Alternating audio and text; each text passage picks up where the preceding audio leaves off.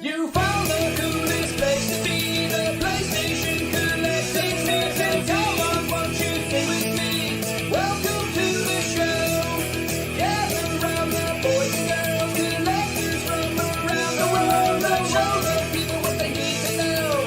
Welcome to the show. Gonna talk to guests, only got the best. Gonna put their knowledge to the test. Gonna laugh and eat, gonna listen creep, gonna show you things you've never seen. Gonna sing the song, gonna break it down, gonna rock this party all night long. So come on everybody, let me see you dance. Get yourself ready, you can one more chance. You found the coolest place to be, the PlayStation Collecting Season. Come on, won't you sing with me? Welcome to the show. Gather round the boys and girls, collectors from around the world. Let's show the people what they need to know. Welcome to the show. Welcome to the show. Welcome to the show. Welcome to the show. Hey. You still muted, pigs. Welcome to the show.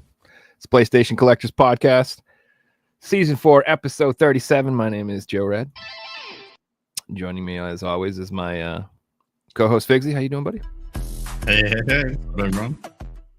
And our special guest this evening is the one and only, returning for the fourth at least. We'll just say Right, 3 wait. for PlayStation 3. Hey, what's up, y'all? What's Let's just say up? 3 for PlayStation 3. That's right. Thanks for How coming y'all, by, man. how y'all gentlemen doing today? Pretty good, man. Yourself? Man, good, man. I just got through watching NXT. I just got through eating. Okay, so I eat weird. And usually I eat like twice a day now. But I ate a combination of rice, an enchilada that I cooked yesterday, and what was it? Oh, yeah, and a piece of tilapia. So weird, right? Yeah, no. Combo right there. And we got some people joining from my channel. So all the people who coming in from my channel, welcome. How's it going, everybody? Make sure y'all subscribe to these two guys here. They do some good stuff. But yeah, man. And also too, I think tomorrow I got a PlayStation 3 video coming out. I haven't done one in a long time. So, let's go video game voter. Hey, what's up, video game voter? Yeah, that was one of the things I was going to ask you. I know you were hitting the PlayStation pretty hardcore for a while, but I don't know if you were still on that path, or you kind of switched over to Neo Geo collecting. It looks like for a little bit. We gonna talk about that, man. Like, I'm happy at where I'm at with PlayStation. I completed all the greatest hits except for that one game. I couldn't find it. And then I was doing silliness. I was going to do Sega Saturn once again, right? And I already completed one like 5 years ago. And only reason I started it, I don't know if y'all saw that video that I found all of those Sega Saturn games at GameStop, right? I do. And Yeah. that was crazy. Like, I just got back from Japan.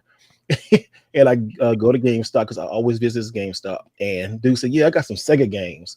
And I'm like, "Oh, you ain't got nothing." I'm like, "Well, let me see what you got." And then we pulled the drawer out, and I saw all those white cases. Like, my heart jumped out of my chest.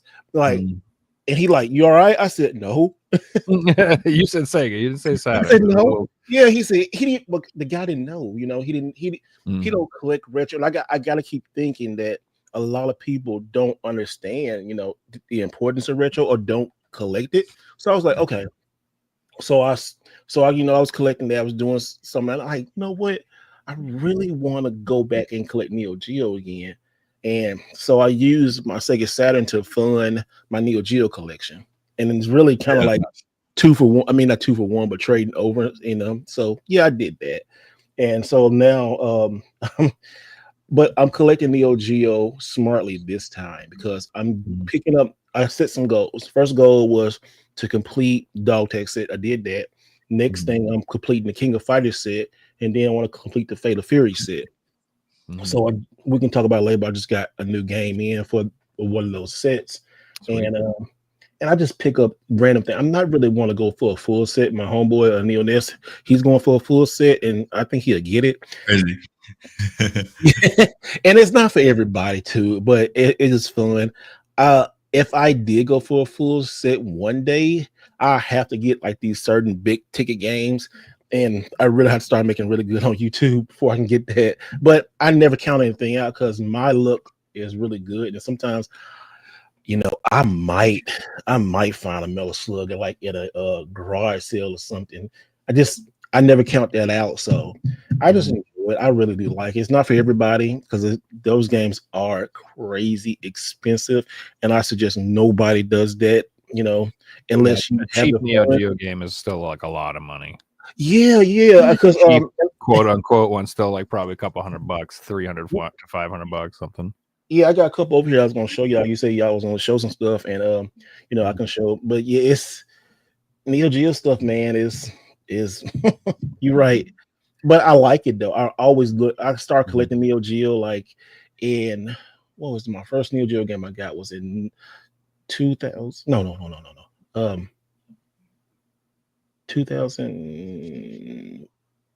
17. Yeah, 17. Because I got it from a garage, not garage sale. I was in Florida. I was doing some stuff with WWE at that time, and didn't know I was doing stuff with WWE at that time. And I saw, I just looking at Craigslist, and I said, "Oh, these Neo Geo games." And I always love Neo Geo because that's the one system that always has fighting games. I love fighting games. Ever since I came out, that's just fighting game. And 80% of the collection, of the collection, 80% of the library is fighting games. And so, a dude had a listing for like 6, 7 games. And he met me at the hotel. We made a deal. I had my first games, and then I sold that first section to do some stuff with my house. And then the second time I sold it was I just got bored. Like this time, like beginning of last year, I sold and then I God dang, kind of miss it. And now, oh, dude, so many times. Huh? I've done that so many times. Yeah, Dude, I had a really nice, small, curated DS collection of like all RPGs, and I was like, I'm not going to collect for the DS, and I sold it all. Now I'm sitting there like, oh my god, I have to buy it back for 5 times the price if I want it. Like literally, like the games are like what I got for the whole collection. Like one game is that cost now. It's like, god dude, damn. man. Hey, DS is on fire too, man. I love it. Yeah. I go back to 3DS. 3DS is really DS and 3DS. Nintendo always do good hardware, man. I mean, good not hardware, but good handhelds. There we go. Thinking late. I kept the 3DS stuff. I've held on to. But the DS, there was this moment I felt like when I was collecting, I didn't have focus. And I was like just collecting like everything, and I was like, all right, I need to just kind of like sell some stuff, focus on what I want. That was one of the things I got rid of, but I regret it. Like you said, sometimes you just miss it. You miss it. Steve, I like how you're not just buying these games outright. You're using your collection to buy them. Yeah, They're so man. expensive, but if you've got a big collection and you're not into some things, and you really want other things, you can turn it into other games. Yeah, you know what the weird thing about that is too? Like, I noticed as being a content creator, people will get really attached to your collection, and you're not really attached to it. So if you sell your collection, they get mad at you, and which is I find that kind of weird, but also too I find it endearing too because they care so much about what you have. And I say, okay, that's cool, but also notice that guys, these games are going to outlive us, and it's just games. Some people take it to the extremes, but I mean, it's games, it's fun, it's collection. I always say I would always 100% of the time I will sell a game to get a game that I can't get every day, so to speak. I made a couple of videos on this. I was collecting those Super Nintendo games, and I love the Super Nintendos, like in my top 3, but I will use Super Nintendo games because I get them cheap to like trade for Neo Geo stuff, and I wait till I get a big collection of games and trade to this store, which it stays in the community, and I get Neo Geo games. And you just gotta learn how to work deals. A lot of people I noticed too don't know how to negotiate or work on deals, and it's okay. Just you have to talk. And I always say fandoms like pop collecting, comic books, video games. You have some people that are very shy. I'm not shy. I'm very extroverted. So I will go talk somebody head off or make friends and make a deal, but I don't do that so I can get a deal. It's just my personality, And I just use, like I said, I've used my collection that I'm over with. And it's like when I hit a goal, I think it's a man thing too. Like we'll like get something, conquer it, and like, okay, what's the next goal? That's like I'm goal The oriented. journey's the fun part sometimes. Yeah, It's not even exactly. It is. Once you finish, it's boring. It definitely is. You know, like Mhm. this. I said, oh, I conquered it. Okay, what can I conquer next? That's one thing. My first set I completed was a Sega Saturn because people say you can't do it. I said, okay, I'm gonna see what I can do, and I did it in 8 months, and then I sold it, and they made all these stories. Some people so upset. I'm like, why are you upset? They are making these stories, and I was looking like, all right, I'm not going to respond to all this stuff. It's just silly, but people get like really upset about stuff that don't really concern them, and I'm like, oh well. Well, I don't think a lot of these people are looking at it from a content creator's perspective either. Like they don't understand. Like they just collect it for the sake of collecting, and they don't understand that. Like you might make a series of videos about collecting GameCube, and then when you're done, be like, well, I don't really need all these GameCubes, but that was good for the content. That was good for the series, and then I'll maybe sell some of that, and I'll work on this set or something like that. And that's what a lot of content creators do, because collecting like is their channels. Like a lot of it is their channels. It's like so. You know. And then the flip side to that, Joe, is a lot of those GameCube games they bought for YouTube. You know, they're like, oh, I don't really want this game, but I can make a video because I've got all the other ones, and the video won't make sense about this one, so then I can do the video. And it's real though. Like I sold off part of my PS3 collection, and I had people sending me hate mail. Like, okay, it's got nothing to do with your life. It's the weird part. It's the very weird subset of the collecting hobby. And somebody made a comment one time, and I kind of looked at it like, okay, I see why they're upset. Like people, if you make any kind of content, you can be, you know, as big as any big who does video game content. These are the arguments that will come up, right? First, you're only doing it for videos.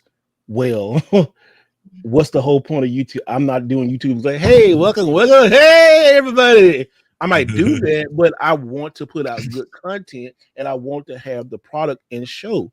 Two, people think you're doing the content just to get deals. Well, no, but if somebody want to give me a deal, I'm not going to turn it down. And then three, people do say, oh, you're just showing off. Well, half of these Facebook groups is one thing they do is just, hey, look what I got, look what I picked up, look what I did. I mean yeah. We like to share our we as collectors love to talk about ourselves and our collection. It ain't nothing wrong with it. It just some of us even starting like podcasts about it because we're like nerds. Yeah.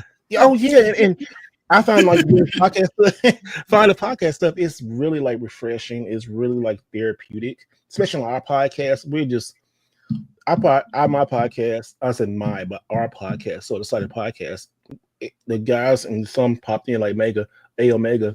We just it's basically just like gaming and life, and we just chill and have fun. We talk crazy about each other. We just talk about games, and I mean, it's really not that serious at all.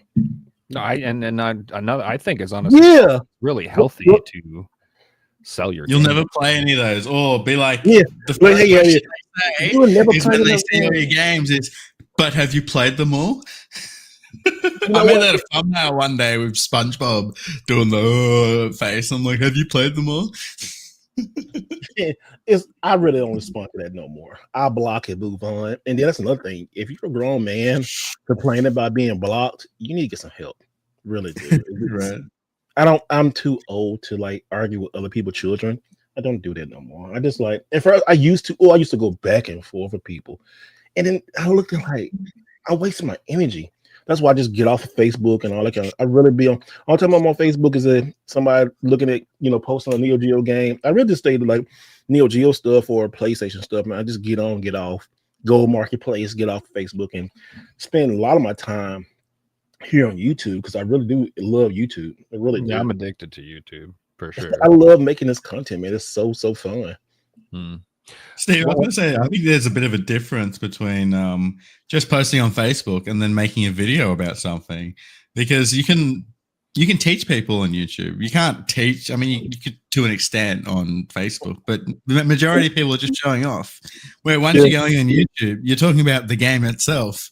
Sometimes you're showing gameplay. You're talking about the other games in the series. You're actually teaching people about the stuff that you love, and they're enjoying that content. So it's, you might be showing off, but you're teaching people. You're giving people enjoyment. So it's way more than just a post. People should appreciate it.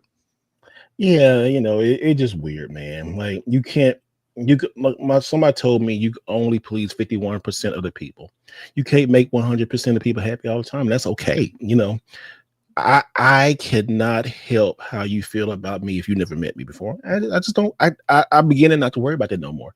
It used to bother me. Yeah, it used to bother me. I think about all content creators go through that spike. You especially the higher you go, you get hate and you get lies and all that kind of stuff.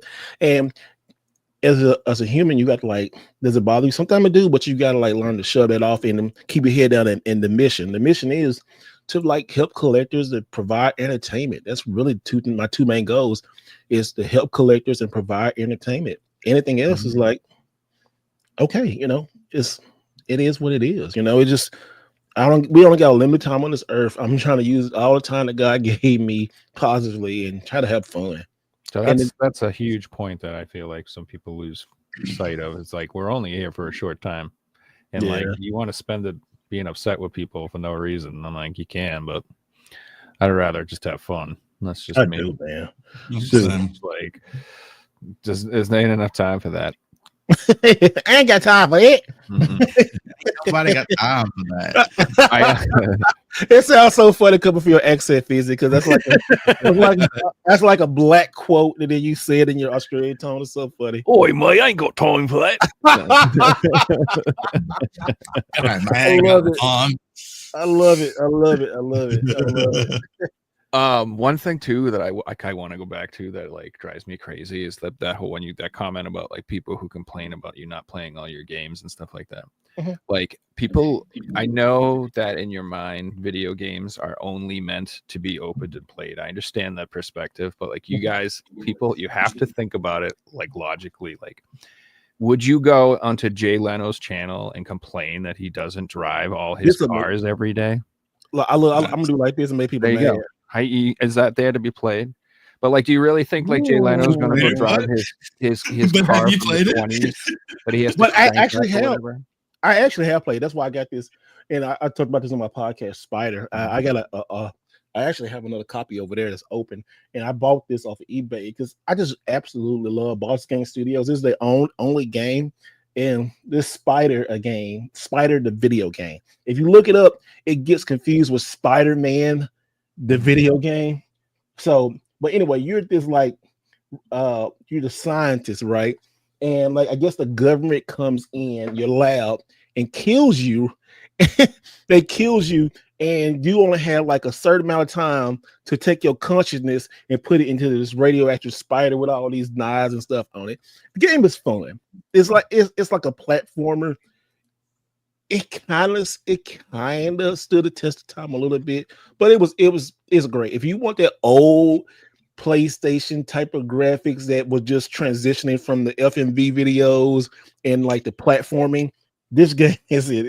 It's good. I love this. One of my top PlayStation games of all time. I love it. Yeah, that's a cool one. That's a nice graded copy you got too. Oh yeah, man. I think I'm gonna start getting more PlayStation graded games, games that I already have, and maybe ones I don't have, just to make some people. No, I just want to do because I want to. Exactly. Do what you want, and that's a good point too. Going back to that, it's if you knew someone who collect vintage toys, would you be mad that some dude has a toy from 1915, a boxed that he doesn't want to open, so he can go out and play with it to make you happy? Would you want him to destroy thousands of dollars worth of value of his collectible item just because you feel like it should be played with? Because toys are meant to be played with. Yeah, exactly. Crazy. Or how if about it was played with, it wouldn't be here 20, 30 years later. It would be destroyed. What I think a good point that Joe brought up is the Jay Leno point, where a lot of people come to our channel because we make videos about games. and they're a gamer, so they're expecting gameplay and talking about the games, and they mightn't have much money, so that they've got 10 games and they play all of them, so they don't understand that collecting is a different hobby from gaming. And then they're like in the comments, because they've got that mindset.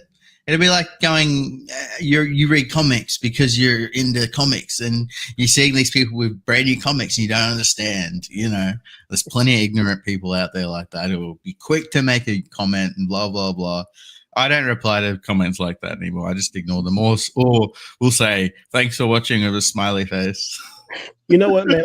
I told somebody that we're not getting no award for how many games we got, y'all. I mean, or how many we played. And I played. Yeah, we didn't get no award. I wish we did. I played more Atari games than that guy's played overall games in his life. You know what I mean? I've been gaming for 40 fucking years, dude. Like, the last thing anyone in my life that knows me would ever say is that I don't play games enough. They're all quite the opposite end of the argument. Yeah, I guess too much. Down. Relax. You need to leave the house more. Like, you know what I'm saying? Like, it's not. It ain't you not playing enough games. Ask any ex-girlfriend I've ever had. Not one of them will tell you that I don't play enough games. Hey, man, he said, "Oh, you still got that?" I remember last time when you got that Ren and Stimpy poster. Is that that's the Sega Genesis poster, right? So or the Super Nintendo one. Show. This is just that episode, the Space Cadets one, Space Madness, where they go crazy in the spaceship. Yeah, they got new pops for those that just came out. That's cool. I'm not a big pop collector like I used to be, but I will love to have those again. I like Ren. Don't get me started on Ren and Stimpy, boy, because some of the stuff on there, goodness gracious, man, I watched that like, how did that go? I mean, I was a child, right? So a lot of that stuff went over my head, but like, oh my god! Oh yeah, no, I didn't get half of that shit when I was little. Man, that stuff is like.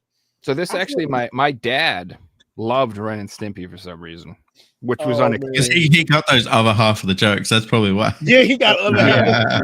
Yeah. My dad, he was cool. My dad was, he was an older dude. So, but like, he was a musician, so he was like more chill than most people.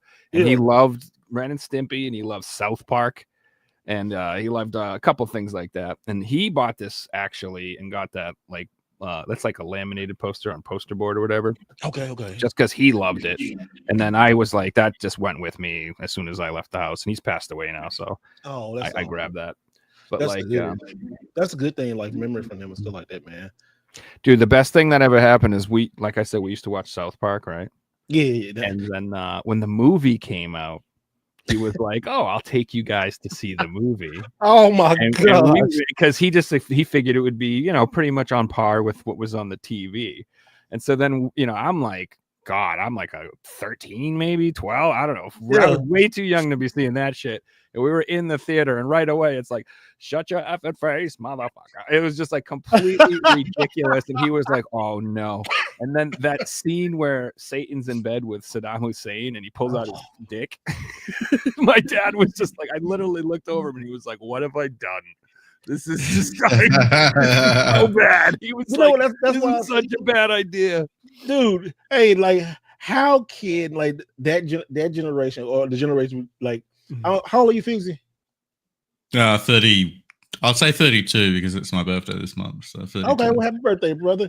I guess you can be included in that, but we shouldn't be such offended like people are now, man. Like those, like South Park offended everybody. They talked about everybody. Like they didn't hold back, and they went for the right. They went for everybody. They didn't care. Everybody, black, white, they picked on themselves. They didn't Asian. Care. Canadian, everybody, man, everybody got it. And everybody knew it was a lot. Yeah, the Canadians got a lot. They were like, it was like, and what I like about South Park is the news will be on, and then a week later, South Park are parroting what was on the news. It's in the media's. They were quick, which is what made it so good. I love like Prince Harry or Prince William got attacked, and he like tried to get it taken down. It's like They've been doing this for 20 years. I don't care what one royal got pissed off. like they're gonna make an episode about you getting pissed off that they made an episode about you. Just leave them alone. that's like don't give people attention, man. Like people say, this don't give them no attention. You know, you don't give negative energy attention, which that was negative energy, but that's kind of the same thing. You don't give negative. I don't give negative energy attention. I just like, oh, okay, bye. I'm over here having fun. Exactly. So good. Dude, the horse was amazing. That horse was funny. He was he was so probable. Well then, it was so. I also like the fireman dude who was afraid of who hated circus midgets. He would just be like circus midgets. I just found that. Really and when they be like, they really emphasize like, they be like veins and stuff be popping out their heads. Yeah, they didn't give a damn. It is so wild, yo. It is so wild. Oh my gosh. Mm-hmm. No, it's excellent. Another show I used to watch a lot too was Rocco's Modern Life. Oh, Rocco, yeah. Hellfire. That's another one where if you go back as an adult and watch it, you were like, "Wow, this is a kid show, huh?" Yeah. What was the episode where Rocco and Helfer had went to like the little motel and they said had no rooms available, and then they had two people there and like, check out right now, and then like, oh, one's available because they just got through doing it, and somebody said it was just... That's what I mean. Yeah, there's a lot of stuff in that show. It's shocking stuff. Oh man, that was so funny. Oh, I go back and like couldn't believe that was good. I mean, that was good cartoons, but still, they just, borderline like, wow. I think it's way better than what the next generation got. That crappy Cartoon Network animation stuff. Like, no, some of the Cartoon Network stuff was pretty good. Well, I was that next generation, and it was like Family Guy, The Simpsons, American Dad, forever. American Dad, yeah. Family Guy is amazing. Matter of fact, I got the Family Guy game, the multiverse game on Xbox 360. I had found a couple weeks ago. That's a good game, man. That's really fun. It was like a $50 game that was in the pile. Like, oh, let me get this game. I paid $3 for it. I said, oh, this is a good game because I wanted it, So one of my buddies messaged me about that game like a month ago, and he's like, "Have you got this for sale?" I'm like, "I don't, but it's cheap." And he's like, "It's not cheap. No, it's like $100 on the PS3. It's quite desired." Yo, so that's another thing too. Since talking about PlayStation stuff, like I was doing my video for the PlayStation 3, right? And I was just doing a lot of recording, and you still can download a lot of stuff, right? Mm-hmm. I went online to the PlayStation 3 store. That store has changed. It's like barely functioning, I've heard. It is. It's like it don't have. I think it had less than like 50 games. They slowly closing this. They slowly closing it, and nobody's talking about it right now. They are slowly closing the PlayStation. After I say this, somebody's gonna bring a video, but they're slowly closing it. They are. Mm-hmm. And like could not believe how they doing. I think they put a video out there too soon. I'm gonna probably work on that also. But I went through there. I'm like, oh my goodness. Oh, look at this. It's not like it was like last year when they said it's going to close down. They closed that. That store's about to get that's about to be shut down. It's about to be shut down. My theory is sorry, go ahead, Figs. From when they first announced that it was closing down like 3 or 4 years ago, like it was once they backflipped on that announcement, it was all right. Well, let's do this over a gradual period of years because if we do it right away, people get pissed off. So they're just trying to do it slowly. They'll keep pulling things out. There was an update a couple of weeks ago. I'm not sure what it was for, but it was quite weird. It's a PS3 update. It's just, I guess they have to do a yearly update to it, so it will continue to play Blu-ray discs like movies. Mm-hmm. Oh, that's right. It was the Blu-rays. Yeah, I did read that. Which I didn't know. It was like for encryption or something for Blu-rays. Does that mean like games? Because they're on Blu-ray disc, right? Or are they just talking about actual films, movies? I'm assuming. I don't know. I thought it had when I did read that. I thought it was more on like the piracy side. So, like, to try and prevent fake movies being played or things like that. But I'm not too sure. Yeah, it wasn't good, bro. I mean, I wonder if I got this footage so I can show y'all. Like, I can share the screen and show y'all guys how bad it was. It was like, I couldn't believe, like, yeah, why did this happen? and how did it happen, and just like it just kind of like, oh, this is not good. But let me see. I think Oh, they're my theory is they're going to let it sunset when PS6 comes out. You think so? Yeah, I think it'll just they're just gonna let it rot and not do anything with it, and it'll get crappier and crappier until then. And see, they talked about trying to get PS3 like emulation and streaming and stuff working better on PS5, but I just don't think it's really up to snuff. So I'm hoping. This is what I'm hoping. I have no evidence to back this claim up. This is just a theory. It's just a theory, huh? Basically just what I want to happen. If they're going to shut it off, I hope it lasts until PS6, and I hope that they announce the PS6 will have like a much better capability to play those games in purchase or download them or purchase them or something. Like, I hope they were like, well, we're shutting the PS3 store down, but we're also adding all of these extra features for PS6. That's what I'm hoping they do. But it's Sony, and they kind of hate their own old media. They don't really care. You think so? Yeah, I really don't think they care. I really don't. Like I was super bummed with the 30th anniversary they did this year. I know the plates were cool and the pros were cool and everything, but they didn't make enough, and it was kind of a fiasco, and they didn't make enough plates. And I just feel like it would be cooler if they actually. What I want them to do is release classic consoles and classic reprint classic game collections. Wouldn't it be cooler if they came out with like a HDMI PS1 and like 25 games, called it the 30th anniversary collection, and they just sold them? You know what I mean? Like sold PS1 games. Yeah. Like just like take your top 30 games. You know, it doesn't have to be crazy. There's some new PS2 collections of the best of the PS2. Exactly. Like, why aren't you doing that type of stuff? Clearly people are doing it because, you know, like they're doing it in records. They're doing it there are companies like Limited Run who are doing Game Boy games and doing old games, and it's working. Why don't these big companies give it a go? But no, they're going down the road of, hey, let's do this, but just make a PS5 copy and charge people full price. Hey, let me see. Can I find this for you guys? Because it was so shocking. I'm thinking I'm gonna do a video on this if I can find it. Let me see. No, so I think this comment's right. They only want us to care about the new stuff, just like Apple with the new iPhone, and I think that's true. But I don't think that them celebrating the old stuff takes away from my enthusiasm for the new stuff. It's not like if you sold a PS1 and 25 PS1 games that I'm going to be like, well, time to throw the PS5 in the trash. I don't need this no more. And like, no, I'm going to buy both. Like, it's just an additional market. Can y'all see this? Mm-hmm.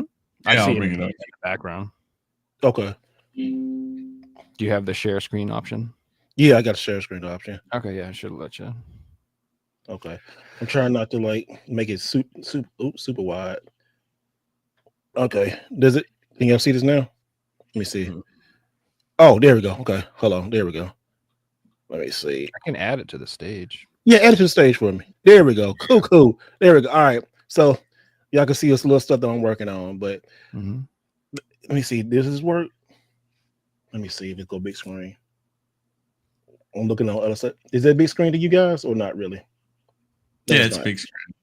Okay, so you see, look at this. This is the PlayStation Store right now. The games down on left. This is bad. Oh, I can't see. Oh, there it is. Okay, there you go. Okay, y'all see now? Mm-hmm. Yeah. Okay.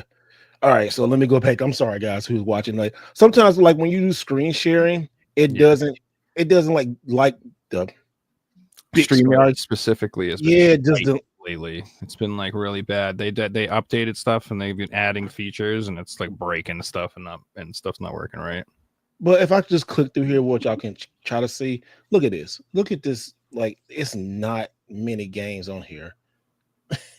Look at these games. They're not PS3 games though. Like they're games that are available on the PS4 as a digital copy. They're like, you know, the exclusive PS3 digital games aren't there. It just and then like okay, I'm good on that one. You can take it off now. I'm gonna stop it. But a game I'm gonna be talking about tomorrow, Soul Calibur 2 online, HD online. They took that game off. Only if you have it now, if you have it already downloaded, you all grave, you can play the game once again. But it's just at the time like, okay, this it's the last of the 7th generation.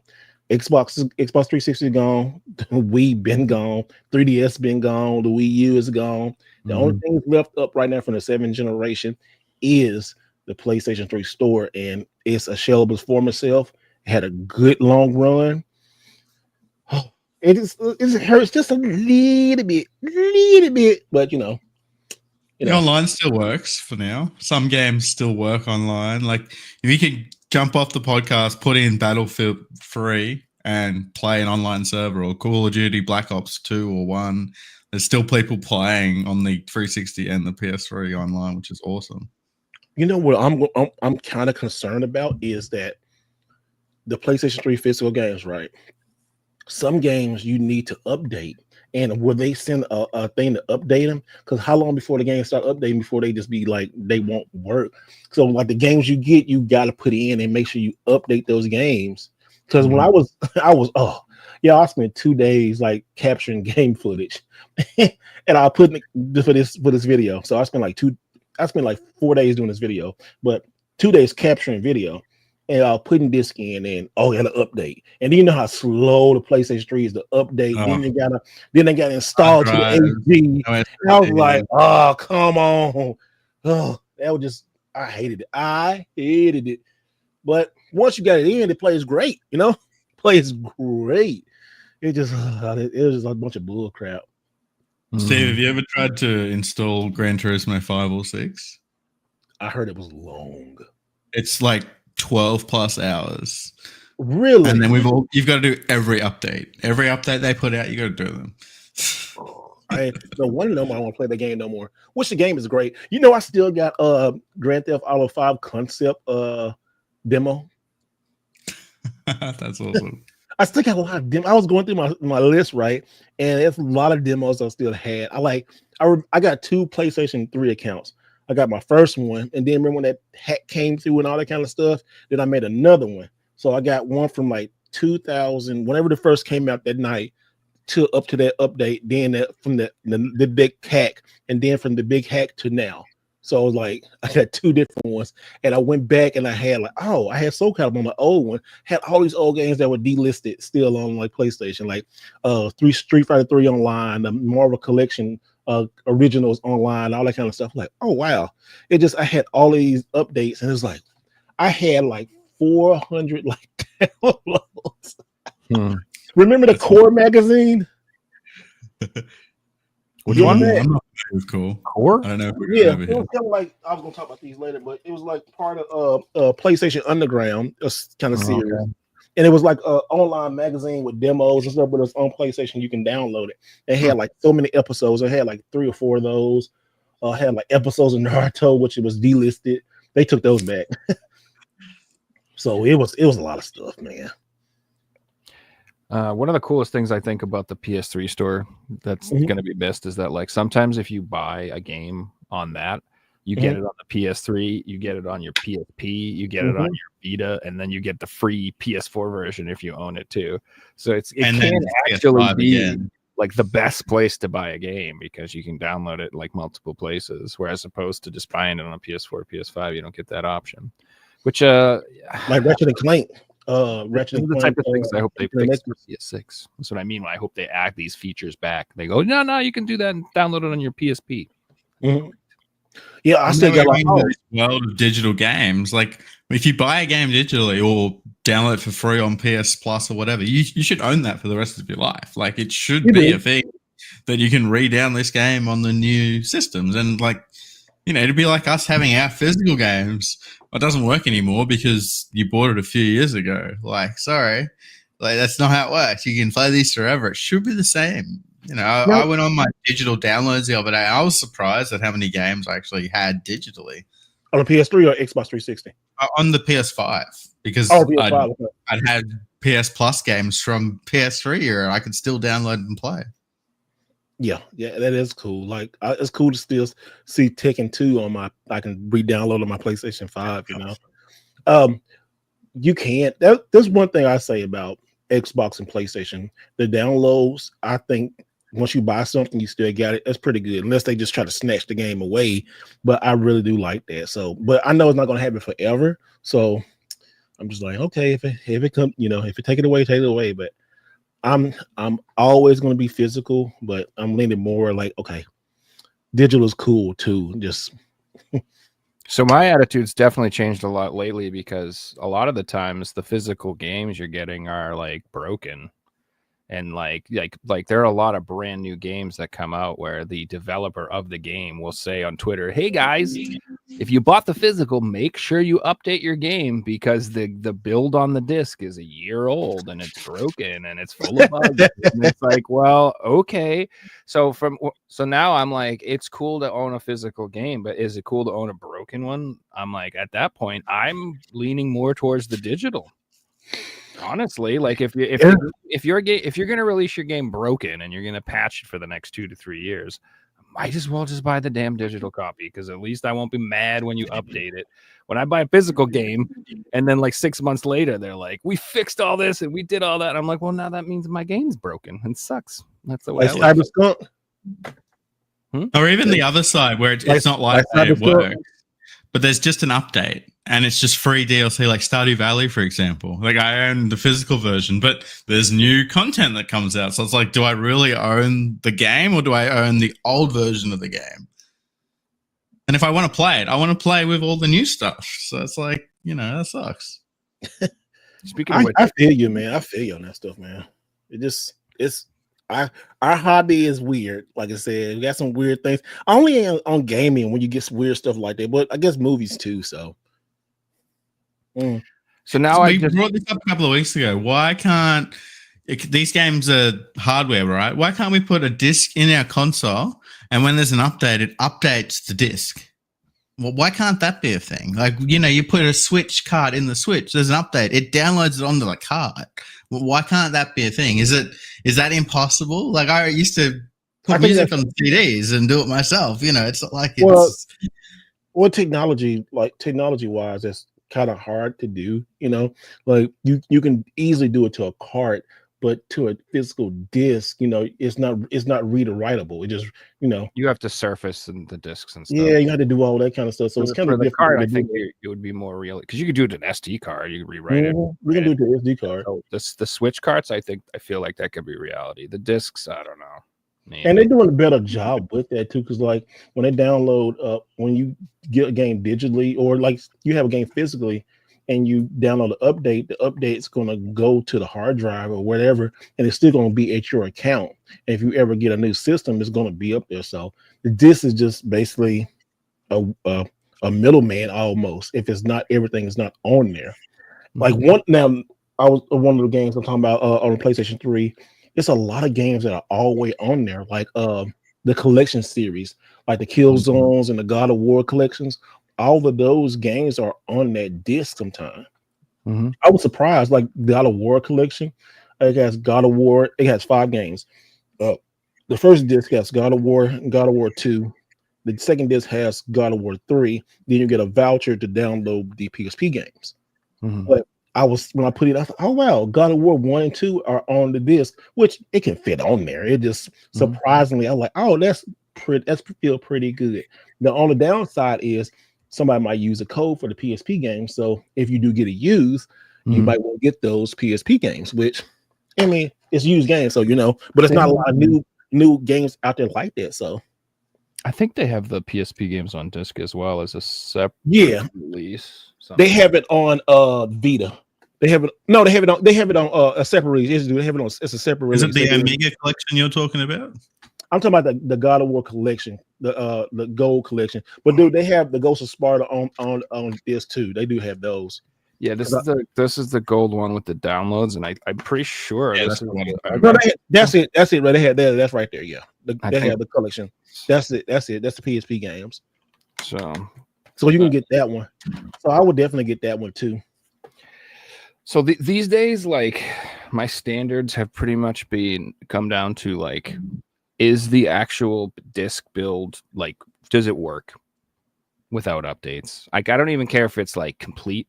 I don't care if it's got the DLC. I don't care if it has the new characters that were added. I don't care if it has the bug updates, whatever. I just need to know, like, if I put the disc in 20 years and there's no internet, will I be able to play the game? And like any game where it's like, no, it's like the content's not even on the disc. You need a 40 gig upload. I'm like, well, this is, I will not, I just skip that for as far as collecting. I'll play, I might play it on PC. That doesn't mean I hate the game and I won't play it. But if it's incomplete on the disc and it's not going to work, I skip it. That's just it's a problem with a lot of AAA games. It's becoming a thing with modern games I'm buying. It's like you put the disc in and there's 100 gig update. It's like, get you one of these right here. Actually on the disc? Get you one of these. I love EverDrives. Get you one of these. Steve mentioned something before saying that like these discs aren't games anymore. They're almost like vouchers to play the game. It's like this is saying to your console, oh, you own this because you've got the disc. Time to start the download. This is time to start the download. Exactly. It's just permission for you to The only thing it's skipping is you don't have to connect to the online services because, the disc is there. So if the internet goes out, you can still play these games because the disc is like the licensing where if you've got a digital version of a game and the internet goes out, you won't be able to play it. Yeah. Oh, which is yeah. wild. Speaking of which, did you guys see the $230 Death Stranding 2 Collector's Edition? That doesn't I was going to touch on that. So that comes with, get it? Ready? It comes with a 48-hour pre-trial of the game. So guess what you're paying $200 for? You're paying to become a game tester because I guarantee that's going to be full of bugs the first 48 hours because they don't have game testers anymore. So Okay, you're paying to play the Let's- broken game with no physical. Like, I want to fuck talk about that. Because I did that. Thanks to WWE, they sent out the new WWE 2K25. The game drops officially on Friday. But if you bought the Deadman edition for $99 or the Bloodline edition for $119, which that we'll talk about the $100 game soon, you get the game so you get the game early. Some of the features were broken, like going online, people getting kicked off and all that kind of stuff. They had an underground match, no holds barred, all that kind of stuff, right? You grab a chair and you hit somebody and get disqualified. Like, what is going on? Like little bugs like that and stuff. So yes, like games, I do believe you do be like a little beta tester for some stuff, but for games like that, like WWE or the 2K series, like basketball, or let's talk about that. The $100 game where everybody think about GTA 6. That might happen. We talked about that on our podcast. I'm in the fact like, okay, if it's the base game for freaking $99, that could be like a little issue, but we all know people are going to buy this no matter what the price is. Mm-hmm. It's just a hard and simple fact. The only people who have a problem with it, and it's really the collecting us hobby who talk about games all the time. Outside people out there who don't really play and buy one game. That's the only game they're going to buy. That's the only game they're going to buy. It was like when college football came out, right? People were buying Series S's just to play college football. A $200 system just to play, and I said, you gonna download? I don't care about no disc. I'm like, whoa. They justified that because they were going to play it for free 400 hours, and that's all they played. And GTA 6 is, if it releases, I think it's still going to release this year. It's going to be the biggest game. It's going to make the most money, and it's going to turn some people's careers around. It's going to change somebody's life because the way the stuff is going to act in that game, you can like make money in that game. You can sell stuff. Folks going to be selling all kind of stupid stuff in that game. But it goes back to the $100 game. If they do that, is that going to be the norm? I don't think so. I think it's going to be a case-by-case basis because popular games like GTA 6, they're going to probably charge that. And then you know what? They might not even do it. And people who say, I'm not buying that, you're going to buy the game. If you're going, when hype comes out, they're going to hype that game. All your friends are playing it. You're going to buy social media. I want to bring something up that's got something to think about with this. So I want to bring up the fact that we've had a $100 game for the past 3 or 4 years. And if you look at like WWE or 2K or something, people who play those games, they buy the standard version and then they buy this thing called the season pass.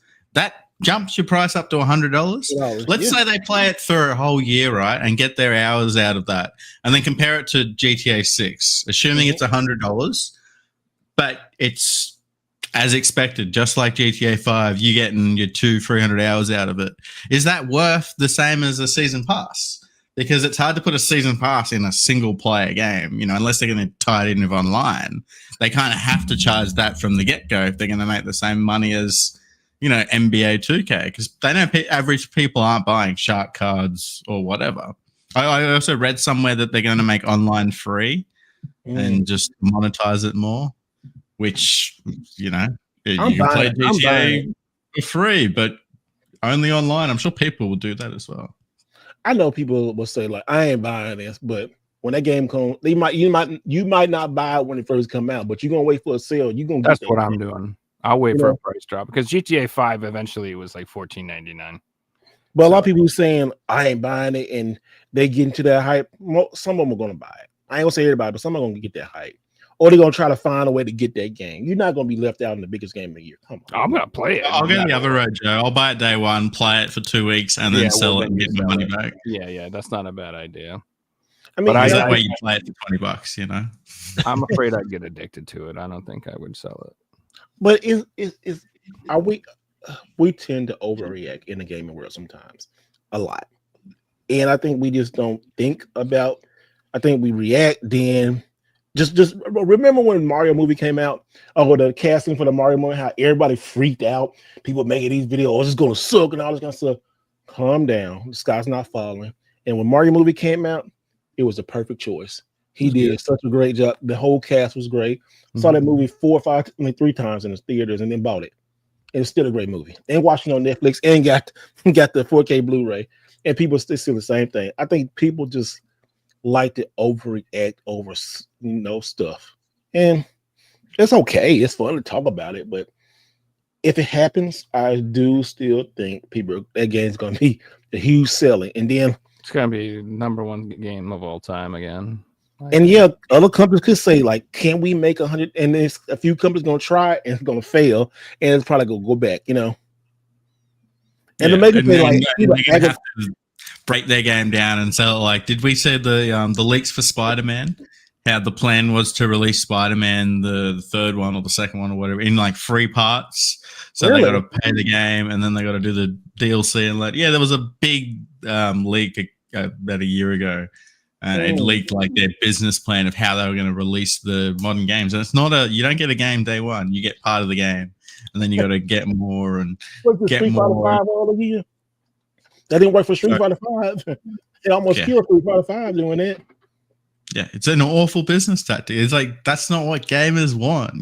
We want day one, we want to own everything.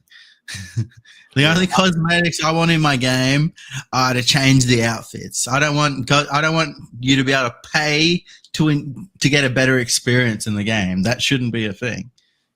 Someone who's paying $60 shouldn't have a different experience to someone who's paying $65 because he bought the XP multiplier.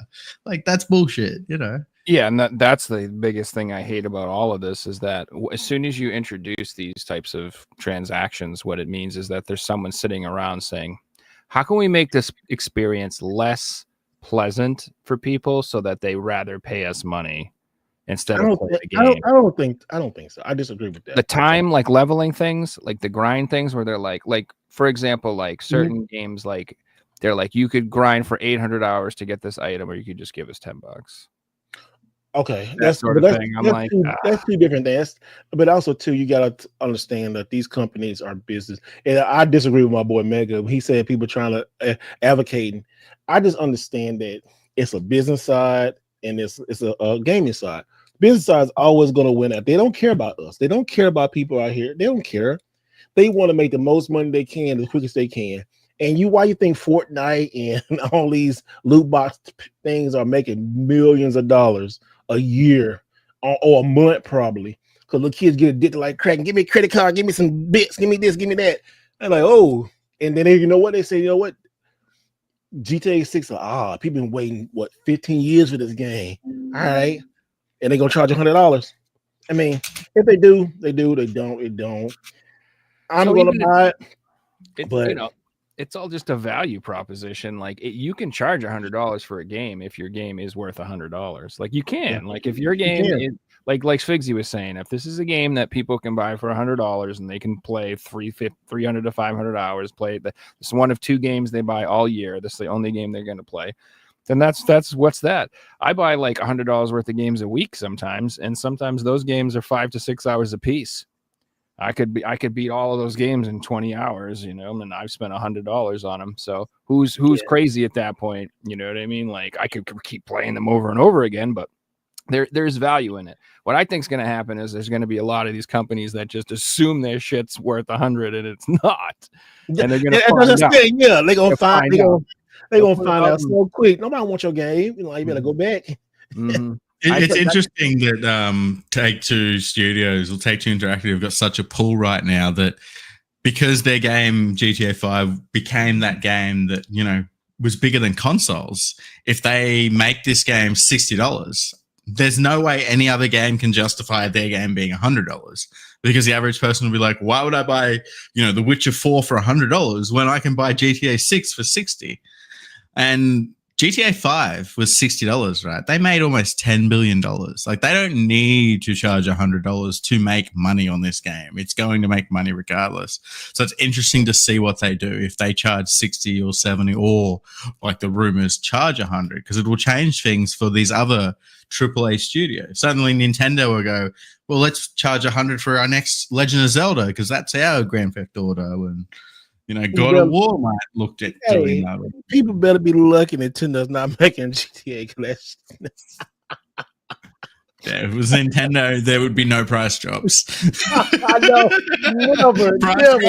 I just bought Luigi Mansion 2, and it was still like $40 with the Mario Day stuff. I'm like, God dang, Nintendo. Hey, they proud of their game. Mario 60. We ain't dropping it. 10 years. Well, Mario Odyssey came out 7 years ago. $40 the best you getting. Breath of the Wild, $40 the best you getting. I can't believe even that. Like, I haven't seen it for 40 before. They can't steal $59.99. Oh, they proud and bruh, man. That's why I said Will of Dawn brings up a good point. If the game is complete on release and the quality is there, I'm fine with the price increases. And that is comparing it to the average game today, which isn't complete on release. Like Joe said, if it's all on the disc and I'm actually getting that product, I'm going to be more inclined to buy it, even at the higher price, because it's what I want. You're not just pleasing the game, you're pleasing the collector. You're making your product worth what it is.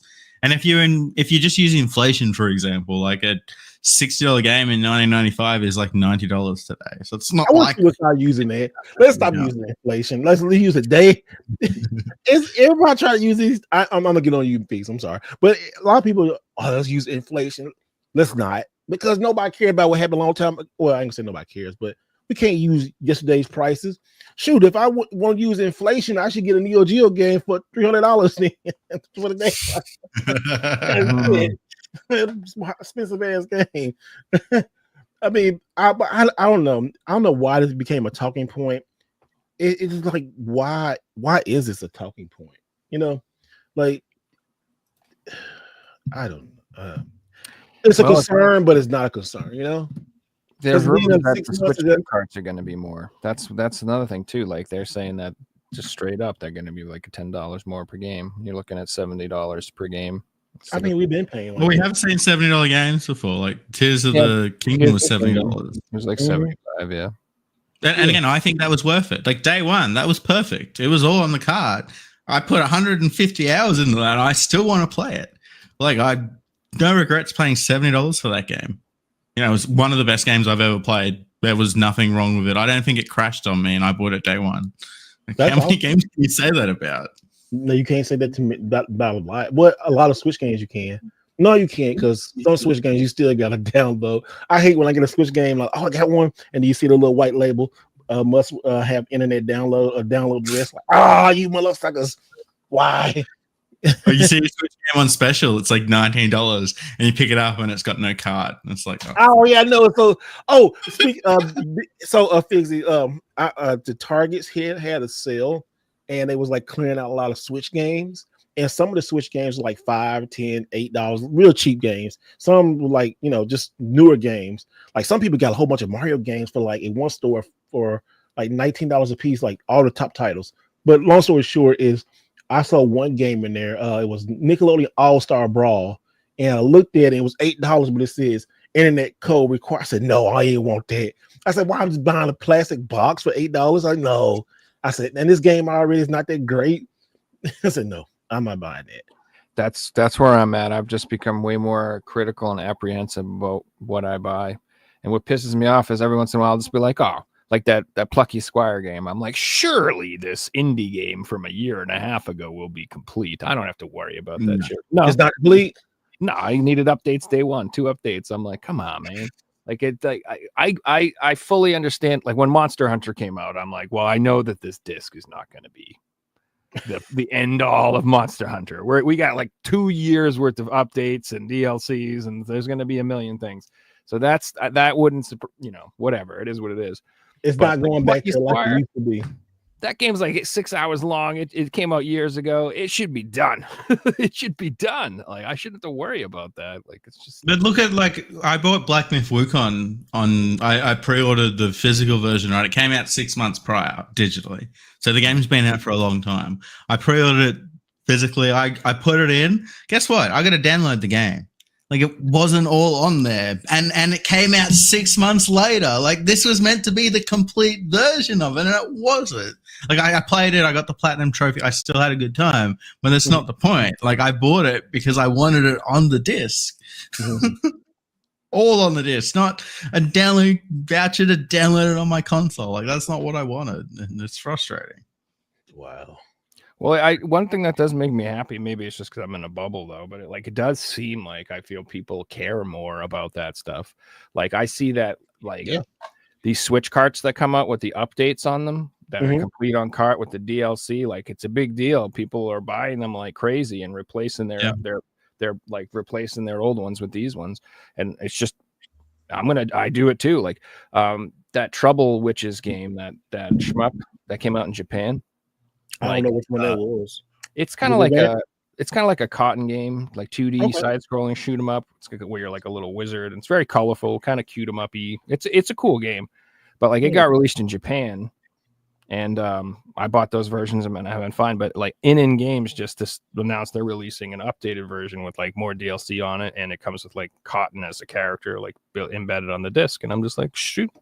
Well, I want that version now. That's the one I want. I'm gonna sell the one I got, and I'm gonna get that one. And like, I think it's cool that people are like, in my pickups today, I'll show you. Like, I picked up the Days Gone, the new printed one that's like fully complete on the disc. I was like, hell yeah!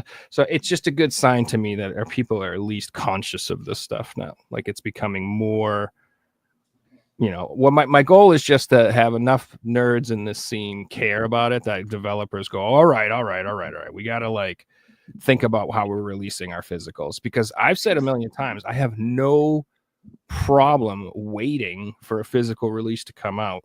If you fix your game and you release a good product, like if you want to release your game digitally a year later, when everything's patched and all your DLCs are done, do a nice physical, like complete edition a year later. I'm fine with waiting a year to play your game. I really am. I would just rather get an actual finished quality product on the disc or the cartridge. It's so frustrating to me spending especially when you buy stuff day one, you're spending top dollar to get the worst product available. You're paying the most you're possibly going to pay for the worst version of the game. Or if you waited a year, you might get it cheaper on sale with a better version of the game on the card or the disc or something. It just doesn't. Like Cyber Skunk, no. It's honestly you shouldn't be playing new games. You should be playing games that came out a year ago that have dropped in price and all the updates have come out.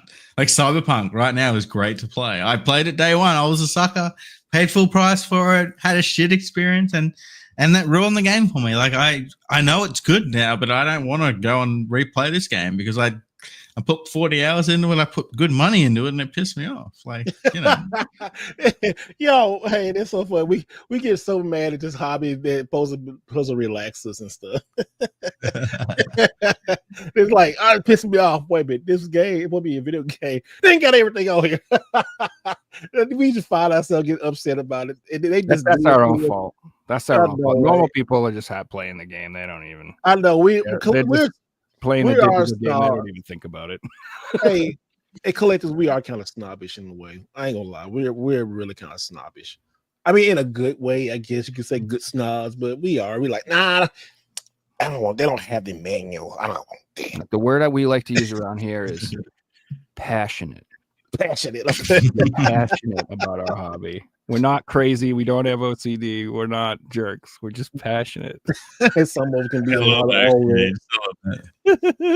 I know it, but it's so funny though. I had to catch myself sometimes because I like my face and be like, "What's wrong with you? You ain't got the manual." True, yeah. It's like it's got a little scuff on it right here. No, right? Artwork right there. It's like, why y'all? I need a manual. I need a complete. It's the greatest hits. Ugh, I don't like that green. It's true. Yeah, it's too funny. I love this hobby though. It's too guilty. I've sold games before because the disc had a greatest hits disc, and I wanted the black label disc. So I understand. I love it all now. Like going through them greatest hits and stuff made me appreciating stuff. Like, you know. So, did you notice when you were collecting the greatest hits that a lot of the discs would have been the black label discs because of like the GameStop, how they do their discs? They put them all in the case, and then when you get them, you just get whatever. I noticed when I was collecting essentials and platinums, a lot of the discs were just the black label discs because it remains. I made sure. I made sure that it was like, especially with PlayStation 2, I can tell which disc it was. So I made sure it had the red strip, or it was PlayStation 1. It was the black and white disc, not the colored version and stuff like that. So I made sure. Like, did you see a lot of them that were wrong though? Yeah, I did see a lot of them were listed wrong. I was like, but I have to get outside of my collectors like snobbiness and like, oh, some people don't actually know. They just get a game like people who sell on eBay. Like, oh, this is just the game. And then when some people buy it, they don't understand. They don't care. Really, they really don't care. Collectors, like I said, we're snobbish. We really care about stuff like that. And I try to get out of that mindset. Like, don't be that way because it's really not serious, but it is serious because you want everything nice, you want everything uniform, you want everything together. But I guess I've been doing it so long now, like my collecting hobbies or habits have changed so much. Sometimes I'm like, okay. The only kind of I'm really snobbish about that now is like Neo Geo stuff, really. Well, if you're spending that much, you want to have it. You want it to be the quality you want it to be. I do. You do, and you do pay. And in that hobby, you do pay for quality. People are like, you spend that much? Like, not really, because I don't try to pay full price for anything. I just know how to trade and negotiate and ask and and look for deals and stuff. I think if you look on the complete other side of things on what people will buy, you could sell a game that the disc is scratched to shit. But as long as you're advertising this and it works, the person on the other end, they've picked your disc because it's the cheapest one. It's $10 cheaper and they've got to play that game. They don't care. Like they just want to play the game. That's the opposite of the collector. It's just the gamer. And there's people out there who they're looking for the cheapest thing. They don't care if it's wet. They don't care if it's scratched. As long as it works, they're happy. And you know what, too? Like my boy Neo Dessa was talking about, you got to be with Neo. You definitely have to be that with Neo Geo. And that is true. We'll talk about in a minute about some of the pickups, too.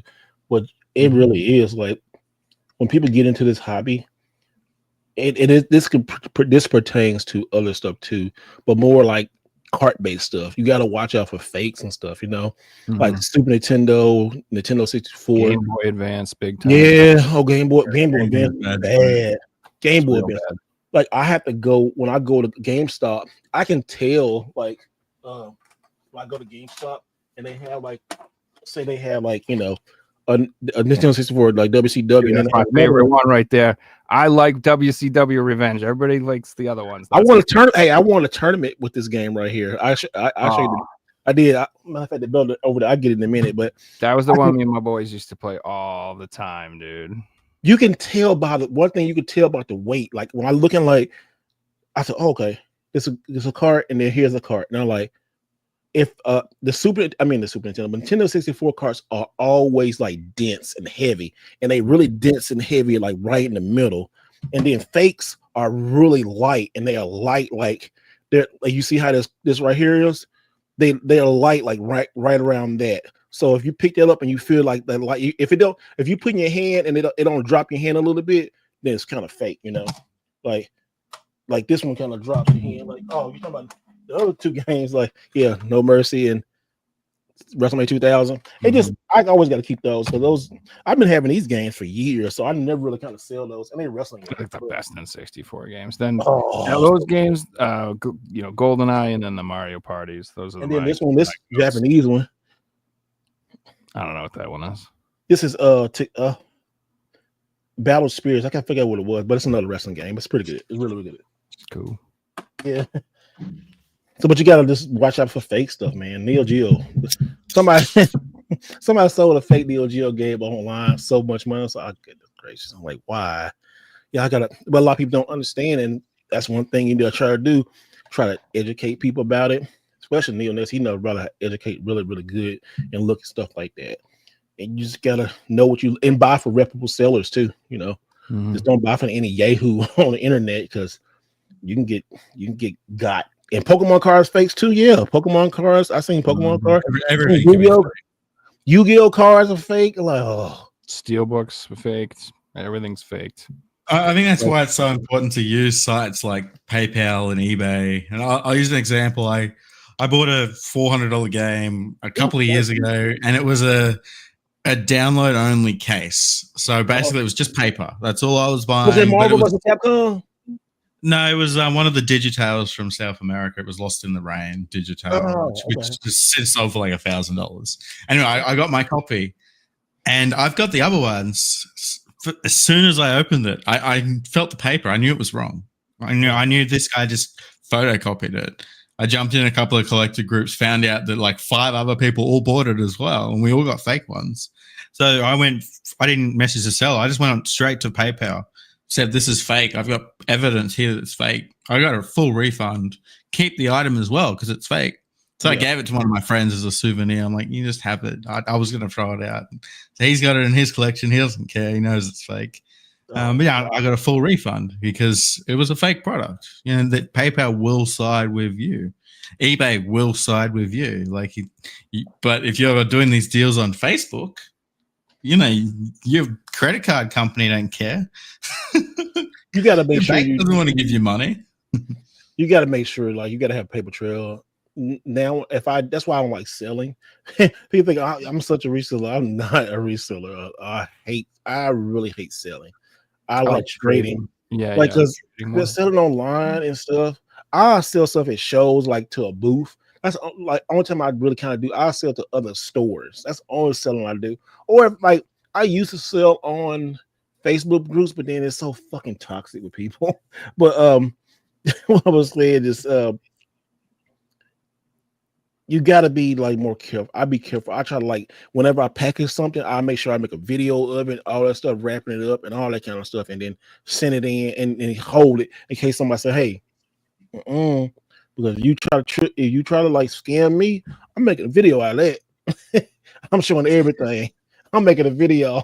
Hey, this person right here scammed me. This is where they from. I'm not doing that. I'm not going through that stuff. I'd rather not sell to people. I'd rather trade. I love trading. I trade all day. Selling, you got to be really kind of in person, or at a show, or if I know you or know a store. I'm not doing all that stuff. I hate that. I hate that. I've been selling on eBay now for almost 6 years and full time for like 4 years, and it works for me. But I do it a certain way. Like, I've been scammed in the past, and I don't do those things. You know, I won't send expensive games without tracking because I know that if you send something expensive, without tracking, it can come back and bite you in the ass. Like, I want proof. If I'm selling something expensive, I'm recording the weights of these products. So once it, if it gets returned without that weight, suddenly I can turn around to eBay and say, well, this is what I said. Here's the weight. Here's the proof. And this is what they sent back, and it's wrong. And eBay will side with you, but you have to do all this hard work first. I've had instances where it was a weight issue. I sold a record for like $400. And the dude sent the record back saying the record was missing. The actual, it just sent the case back. And the package I sent was like 600 grams, and the one I received was the exact weight of the record missing. So I had to get a JP, which is like someone of the court who is allowed to sign documents, to come in, see my evidence, sign a letter. I showed that to eBay. They instantly said, no, you're in the right. We're going to close the account and you get your money back. So it's like you do the hard work, you are protected. But there are so many opportunists out there these days that, you've got to be careful. I won't sell on Facebook. The fact that you list something on Facebook, you wake up to 10 scamming messages. It's like, I don't want to deal with this shit. Half the stuff on sale is a scam too. Somebody tried to do the exact same thing with me. I had I think it was like 4 or 5 years ago. Well, probably about 4 or 5 years ago. I had sold some Jordans, like some breads, like the popular ones, the bread and black. And I sold those online, and I sold them for like $500. And dude tried to say they were fake, and they wasn't fake or nothing. Oh, it was just I had actually this one you can call eBay. I sometimes you still can call eBay a little bit, but I called them in. I said, way. They make it difficult for you this time. But I talked to the dude and I got my money back, but he kept the shoes. I'm like, I said, okay, well, at least I got my money. So I guess he got the money and got the shoes. It was just like, whoa. That's the instance where eBay would have taken the loss because they don't want to lose a buyer or a seller.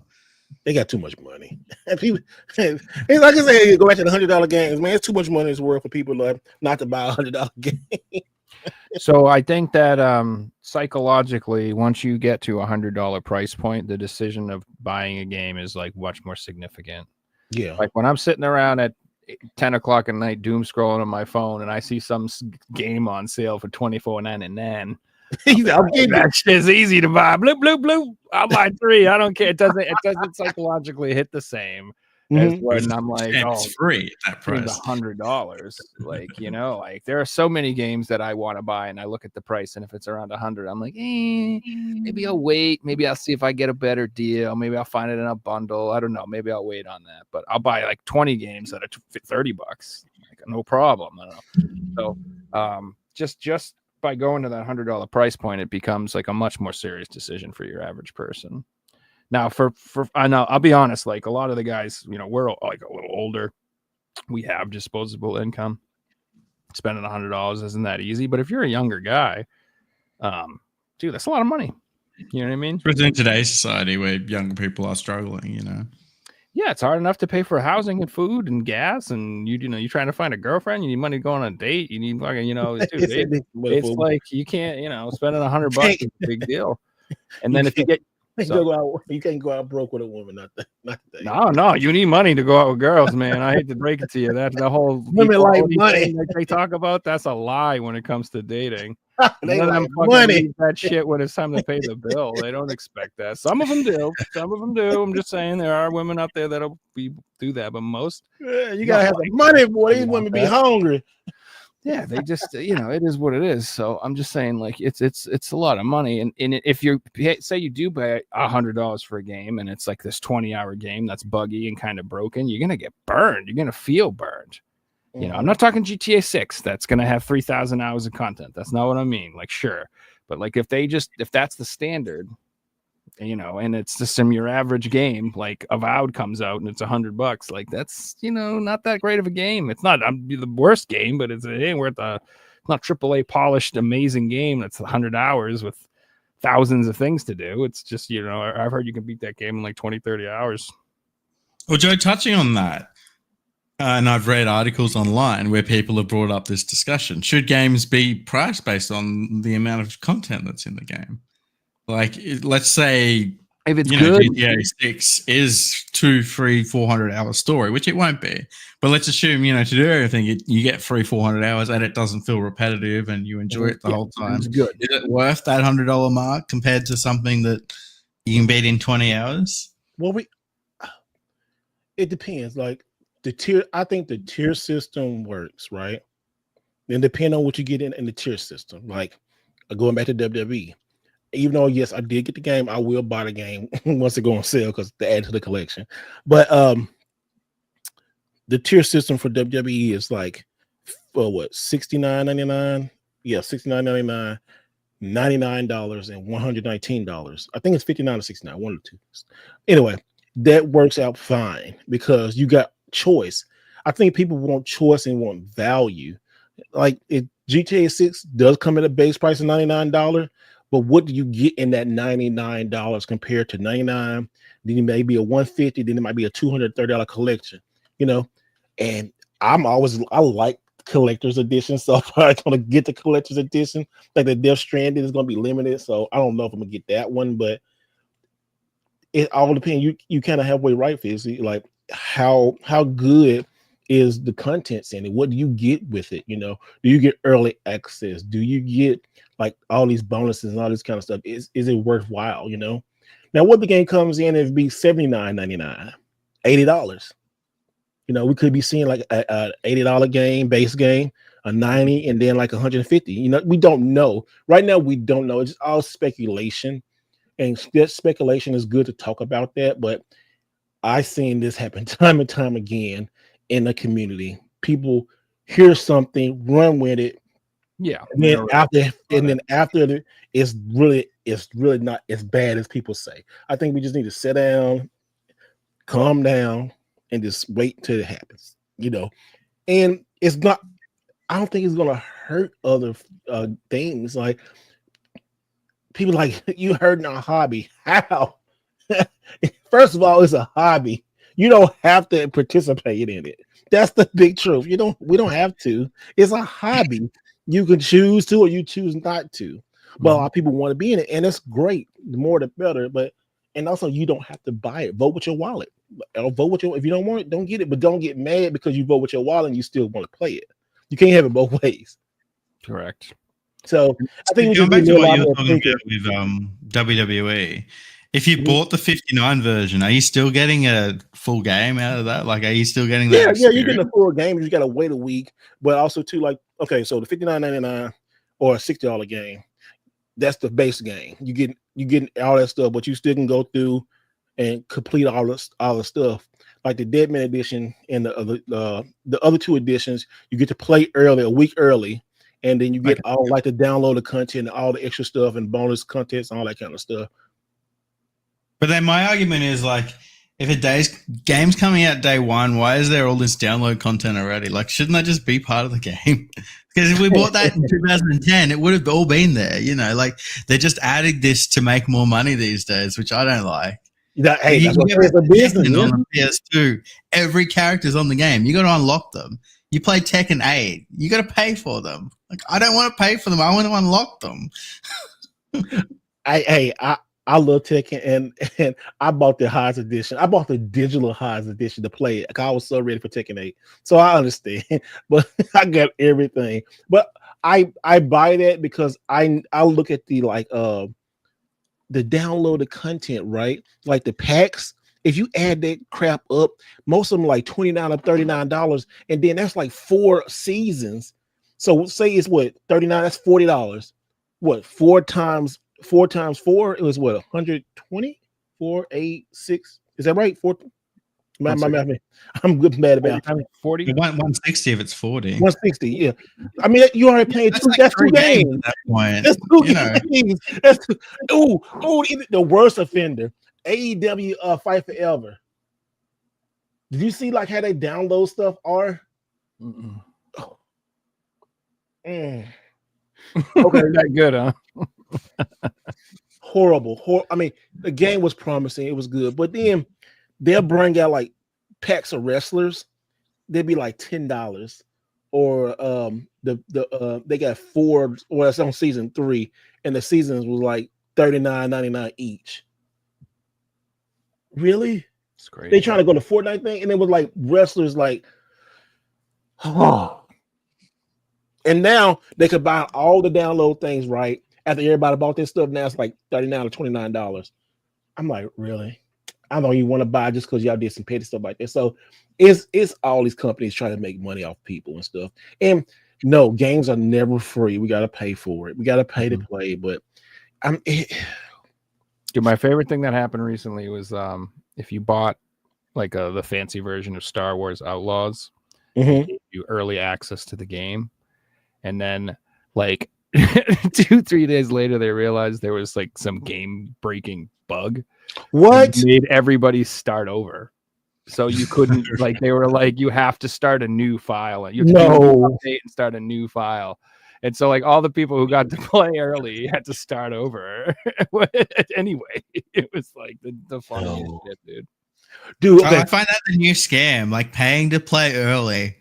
It's really you're paying extra and they're just delaying the game for a week for everyone else. That's what's actually happening. You're paying extra to play on the release date. Joe, hey, yo, okay, I'm gonna add this up real quick. Just on y'all got a calculator note near you. I got one. Okay. So I'm just going on the AEW stuff, right? This is silly. All right.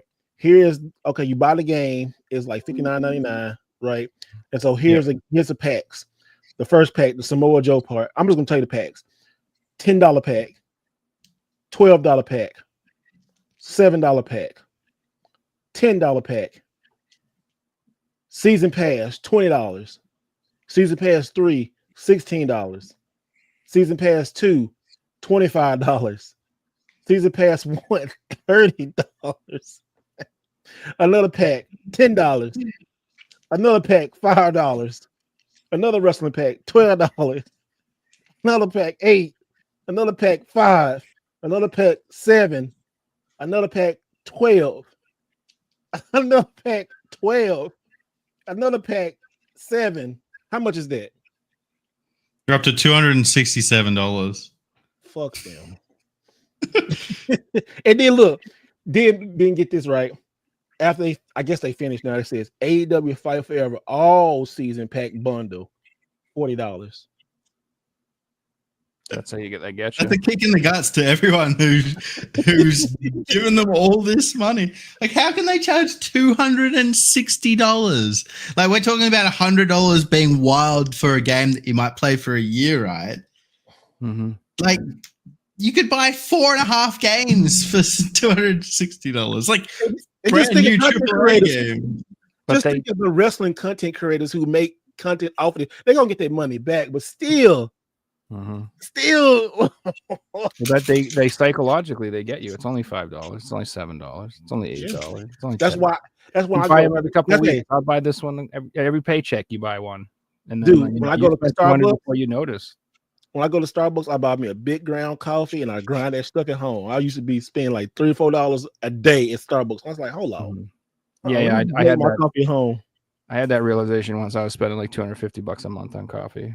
Man, I got my credit card. I got my look at it at Starbucks. I was like, ooh.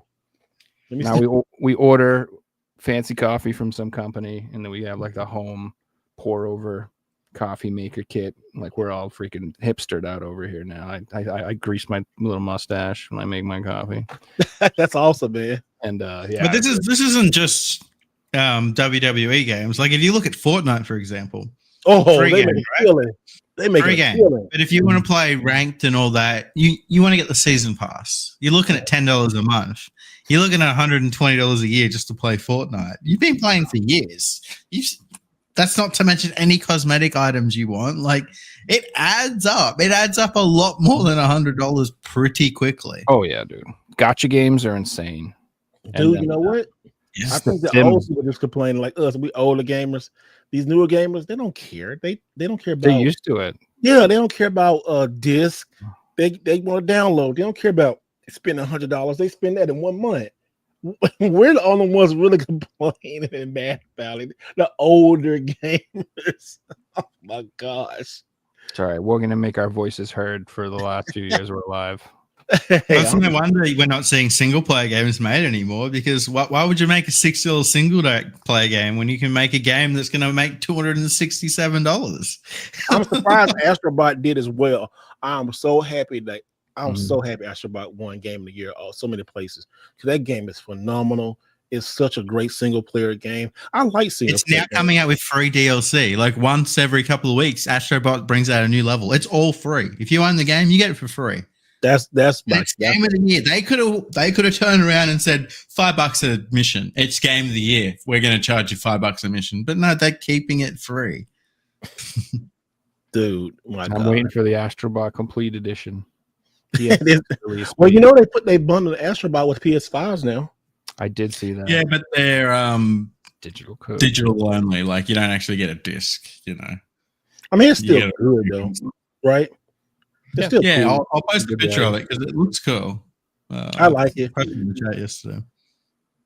Because get that little. The only really special edition that we really had was a Spider-Man one, like it's totally customizable. Yeah, I got it right here, like the Spider-Man PS5. Like the reason why I got it here because your boy started to stream and stuff right here. See here, it's right here. Yeah, that's great. So yeah, that's still awesome, dude. I was gonna sell it. The Astrobot ones that got announced. So yeah, that's dope, man. New Zealand announced these. I don't know if any other countries are getting them yet, but they announced the Astrobot with the console disc and the digital only one, but it doesn't actually come with the game. It's just installed on the console. The boxes look came cool, with this controller. But the white, why make them all white? Why don't make Astrobot plates with them? How cool would have that been? Where are the plates for the Pro? Like, see right here, this controller that you take off. If they bundled that with this and then some plates, I would probably bought another PlayStation 5. just does it not come with that controller as well? Oh no, it doesn't. No, it doesn't. Like this controller. So now one thing I do, PlayStation do good controller. I do buy the controllers. I love the controllers. I buy those. Like on the back of it has like the little Astrobot little symbol on the back. Yeah, it's a pretty controller. It's a pretty controller. Yeah, it is. And I think they do really good on those stuff. I don't know, man. We ain't got no place for the Pro yet.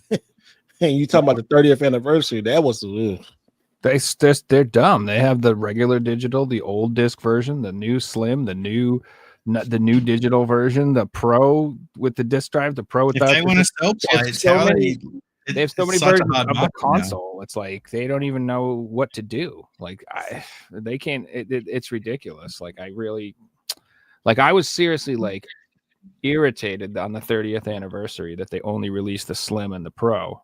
As the 30th anniversary. I'm like, why are you not doing anything for your customers who are already invested and own PS5s? How come I can't get 30th anniversary plates in my regular disc edition? No, stupid, dude. And it's like that's a weird thing they do. A lack of interest. If they put those up for sale, they would have sold out in 5 seconds. Even if you wanted those consoles, you couldn't buy them anyway because scalpers got them all. I luckily got me a slim. And I got a slim, I got a controller, and I got the portal. And it was hell that morning. And I was trying to get all that stuff. And I was trying to get the 30th Pro. And one day I'd probably buy one off of eBay for $2,000. But I got the portal, and that's all I got. We had a thing over here. It was like you go on a ballot to win, and you're only allowed to apply for one. So I applied for the Pro because that's what I wanted, but I didn't get it, so I got nothing. And then there was like a restock of portals, and I was online at the right time and ended up getting one. Drove like 2.5 hours to go get it. Do you enjoy it? I haven't opened it yet. It's still sitting in the box. So okay, the portal is pretty nice. I mean, I like it a lot. I really do. I sold my original portal, and I got that. That's another thing too. Like a lot of people were shitting on the portal when it first came out. Like I don't get this. Ain't gonna be. And it ended up turning really good. It was really good system. Then everybody wanted to get it. That's another thing. Hey y'all, if you feel like you want something like controller or system wise, just get it. Like don't listen to those YouTubers. No, don't let other people like it. Just use your own thing. Now use us to see right reviews or something. But if you really want it, go ahead and get it. Yeah, it's like the whole Pro debate. I'm like, I personally $700 for the console, plus another $85 for the disc drive, plus another $30 for the stand. I'm looking over $800. To me, I was like, I already have 2 PS5s. Mhm. So I'm just like, I can't justify that unless there's 15 games on it that I really want to play. And there just aren't. There's not that many. So for me, it was like not the right time to buy one. But if And you're they got somebody out there so many. that doesn't even have a PlayStation, you want to get into it, get the fucking Pro. Knock yourself out, man. Get the Cadillac. Get the one with the gold rims. I don't give a shit. Get the nice whatever you want. You know what I mean? Get what you want. Be happy. Get them spinning rims. Well, I remember when I was playing on the original PS4 and the Pro came out, and I was playing PUBG at the time, and I was like playing really competitively, grinding leaderboards, you know, playing for money, and the game ran better on the Pro. So for me, it was a worthwhile upgrade because the game I played ran better, loaded faster, and when I bought it, I got my money's worth. But I can't see a game that I'm not going to have just as good experience today playing. Like I played through Final Fantasy Rebirth. I had a fantastic time on the original PS5. Like, it was brilliant. I can't see how that could have been a better experience on the Pro. What are you going to give me? Like, more frames? Like, it looked fantastic to me. I can't tell the difference. Maybe I'm more old. frames. I can't tell. I need all the frames. Dude, and like Joe said, it's not until a game comes out that suddenly doesn't work on my PS5 standard but works on the Pro that I'm going to be like, oh, I want to play this, kind of have to upgrade. And we're not at that point yet. No, you're not at that point. And I think it's kind of past now. Like, get everything that comes out. You don't have to get everything that comes out, you know. But it's good to have it, but you know, you don't have to get it. You don't. No, that's important to collecting. It's like that perfect example is I have, like you said, I collect controllers like you do for PS5. I think they're really nice. Mhm. They just came out with that Monster Hunter one in Japan. I want to get that. Did you order that? So I didn't, just because it's $130. And I think I'm gonna get it one day. It's just like I understand because like you can put that other $130 somewhere else, you know. Yeah, and I like Monster Hunter, but I'm not like obsessed. I don't even have the game yet. And like the controller itself, it's cool looking, but it's not like unique enough. Mhm. I'm like, it just looks like a red controller with a couple designs. So I don't know. For me, it just was like I don't need it. Like the fact that I'm debating whether I should get it, I should probably not get it because when I want something, I immediately bought it. I like, I see it in 1 second. I go, take my money. Like when I saw the Last of Us controller, for example, you're probably going to buy that, you know. Which one? Retro Last Rare. of Us Yeah, I'm getting controller. it. Yeah, it's $85 and it looks pretty cool. And I'm It not said even Retro Rare and video games repairs. It said you could put it towards a custom controller. I didn't know they made custom controllers, huh? Nice. Oh, there's tons of wicked sick custom controllers online. I've seen some really cool ones. I didn't know they had none like that. I did that for custom controllers. PS4. I bought a bunch of custom controllers. I got like some really cool ones for my girlfriend and stuff. Like, cause there were not enough girly colors available, so I got. I've seen some really cool ones that people have done, like as presents for kids and things like that. That's what you can pretty do cool. these days is really cool. That's really dope. Oh yeah. So I just want to say, even if GTA is $100, and even if other AAA companies are going to go that route, it's not. Just remember, like that doesn't mean a 5-hour Metroidvania game that's coming out is going to be $100. Like there's always still going to be cheaper indie games that are that will be $40 and $30 games, and it's all about your own money and what you get out of them and your proposed value. Like I may not even have time to play a game that has 2,000 hours worth of content. Like so why would I pay all that money for a game that I'm not going to have time to play anyway? I'd rather buy a $30 game and beat it over a month if it's only 5-6 hours, if that's all the time I have, which no, I have more time than that, but you know what I mean. I'm saying, so there are people out there who have 5 hours a month for video games, so you know they're not suited to a 1,000-hour MMO or a massive RPG like that. Just won't work. Dude, that's what I really liked. Did you guys see Metal Jesus? This little new video he did where it was like games you can beat quick, short games that you can play and get them over. I'm like, this is actually a really good series for me because Nice. I like good games that are less than 15 hours. Like I really do. They're fun. I beat them. I feel like I accomplished something. I move on with my life. Or even games you can beat in a one gaming session, like 3 or 4 hours. Like that's a good experience. It's like watching a movie, sitting down and playing, and like Firewatch, for example. You know, you could put that on and beat it in 3 hours, and it's a fantastic experience. It feels like you're watching a movie, but you're playing it. And that's still worth. I mean, I wouldn't say it's worth $60, but it's worth at least 20, 30. You know, Hell yeah, that's what's up, man. definitely not worth $100. So speaking of what, $100 game, 3 hours of gameplay. Crazy. Some companies out there like, how can we do this? Well, Fixie, have you ever bought a Neo Geo game? Because you don't. It's not long, brother. The games are not that long. You could beat them in an hour. They are arcade I've games. never got into the Neo Geo, and even if I wanted to, it's just because of how expensive it is, and because I'd never played one before. It just doesn't seem Yeah, you fun. think about like, God damn, I spent that money. This game's only like an hour long. well, dude, they're releasing all those collections on the Switch, which they're not going to have all the Neo Geo games. There's a lot of them on there, so I would check that out. Yeah. Evercade announced that they're doing like a partnership with them too, so they might have some stuff coming out next year. But Neo Geo, Project Retro Games, he's about to get ready to do some good stuff. Neo Geo games have in my opinion, the best video game aesthetic there is. Like the actual look of the games and the pixel art is to me, it's like peak. Like I don't think we've gotten anything like more beautiful. The cases are beautiful. Oh, and like the ultimate compliment I give to Neo Geo, I always say is like I'm not really into like sports games per se. Like I like some, but like every Neo Geo game, a sports game, is the funnest game you play. It's the best, the funnest baseball game. It's the funnest soccer game. It's so fun, dude. Yeah, dude. Baseball Stars is so Baseball good. Stars 2. This is my favorite so far right now. It's my favorite sports. Wow. Yeah, it's an game. arcadey version. They're not like real life, but I prefer that. So like, and then like how big the manuals are and stuff. Like these games are so freaking like big. I love those cards. They're sweet. And they got both ROMs on here. They got English and the Japanese ROMs on there. It's like, so this is like the soft case of Neo Geo, because you see how soft, and then like old Neo Geo like sticker right here and stuff. So it's on the back, you know, Neo Geo. And then you got the snap case, which these right here are the snap cases. These are older cases. So you put these side to side, you know, you got like the first generation, then they switched over to these right here, which this is one of my favorites because it's SVC Chaos. And then you talking about why I call it snap cases, because you got the snap lock and you hear it. I like these.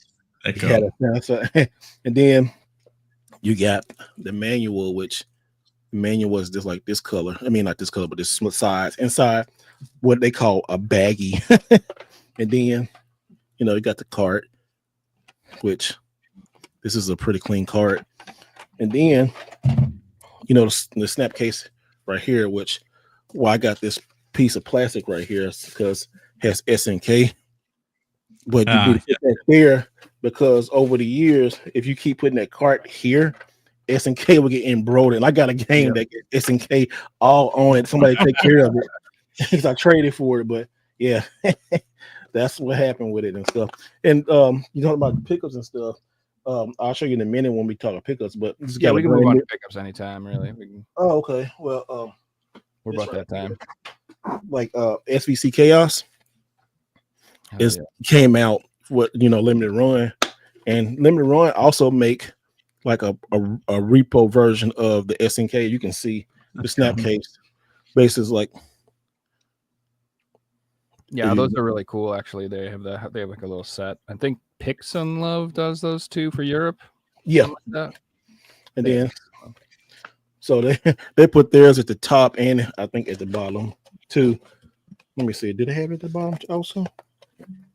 No, they put theirs at the top. So yeah, they put theirs at the top and Neo Geo ones to the bottom. But as you can see, like this is the PS4 version of it. I just got that in. And it has a reversible cover on this one. Let me see if I can take it out really quick and show you guys. And show you. Does it come with a Neo Geo card as well? Yeah. No. Not a card, but no, it just comes with the PS4 game. It's just a PS4 game and a repro clamshell case. Yeah, repro. So they've done a few of them. They did like Mark of the Wolves. And So basically, so here it is right here. And if you look at the original, so here's the original, and then here's the. You see that? Like pretty damn good. Yeah, it's pretty close. And you can see that's cool. I like that. And even on the back, look, they went all out. So they did a damn thing on there and stuff. But it's pretty good, man. I absolutely like.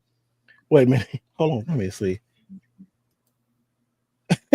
Okay, so on the back is a little Easter egg. It says the long-awaited SBC Chaos has appeared on the NO cartridge. So no cartridge. So the original says the long-awaited SBC Chaos has appeared on the Neo Geo ROM cartridge. I like that. That's cool. So they said no cartridge. No, you just get this right. But if you're a Neo Geo fan, you're probably gonna pick one of the other ones up. I like this because it's more close to the original one. The Pix and Love is it has the first cover on it, but it's a more of the dark background with the Neo Geo how it originally released. See like this, it's just darker. And this newer art. I like the newer art on here. It's really nice. So I just keep this on this side because I had the original, and I'm not opening this one. Only reason I opened this is just to compare it and stuff. But I really like. I'm pretty happy it took forever because you know how. Yep. You know how limited run does, especially when you get any type of fancy edition from them. Like the standard release, you're looking at 6 months to a year to get it. If you order a collector's edition or something, it might be a year, 2 years, some of that stuff. So, but they did a really good job of repoing like the snap cases. Like, so if you're a Neo Geo collector and you have some shitty snap cases, you buy these. And look, you can tell because the original snap case is SNK made in Japan. This just says SNK. So like, it's a lot of things you can tell about that. And with this, and the weight too. But this right here, the only thing I was kind of a little disappointed was you take this out, it's cardboard paper. On here, some kind of the Neo Geo paper I call it. It's really thin, but it's still cool. So I'm not usually a big fan of limited run collector's editions. Like I actually don't like them, but that's really cool. Like it's one of the ones where I'm like, that's actually cool. It says like the consoles and everything. And then you can they look good together, like as a set. Yeah, there's the Mark of the Wolves. Yeah, his Mark of the Wolves. It's the original. Like you can get these are in Kaiser cases. Like so, my boy Neil Ness put me on these. Like, ooh, I almost fall out. But so plastic, like hard shell UV print, and then iconic game, which that was my dream game to get this game, and this game sells for a lot. But you put that in there. I'm gonna give me some more of these cases because these cases right here are like $60 a piece just to put this in there. So when you're talking thousands of dollars of the games, it's worth it because it keeps it in that condition forever. Yeah, it does, man. And like the game plays good. Like I can't tell you how proud I am having this game in my collection. It's really great. When I did sell all my stuff, I had this, the Chaos, and some other game.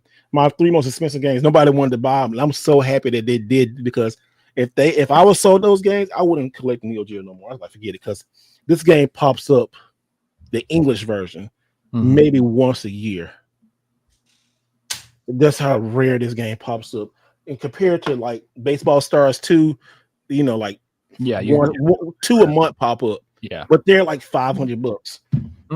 And that's a cheap game for Neo Geo. That's what I meant earlier by a cheap game. It's one of the most expensive PS1 game.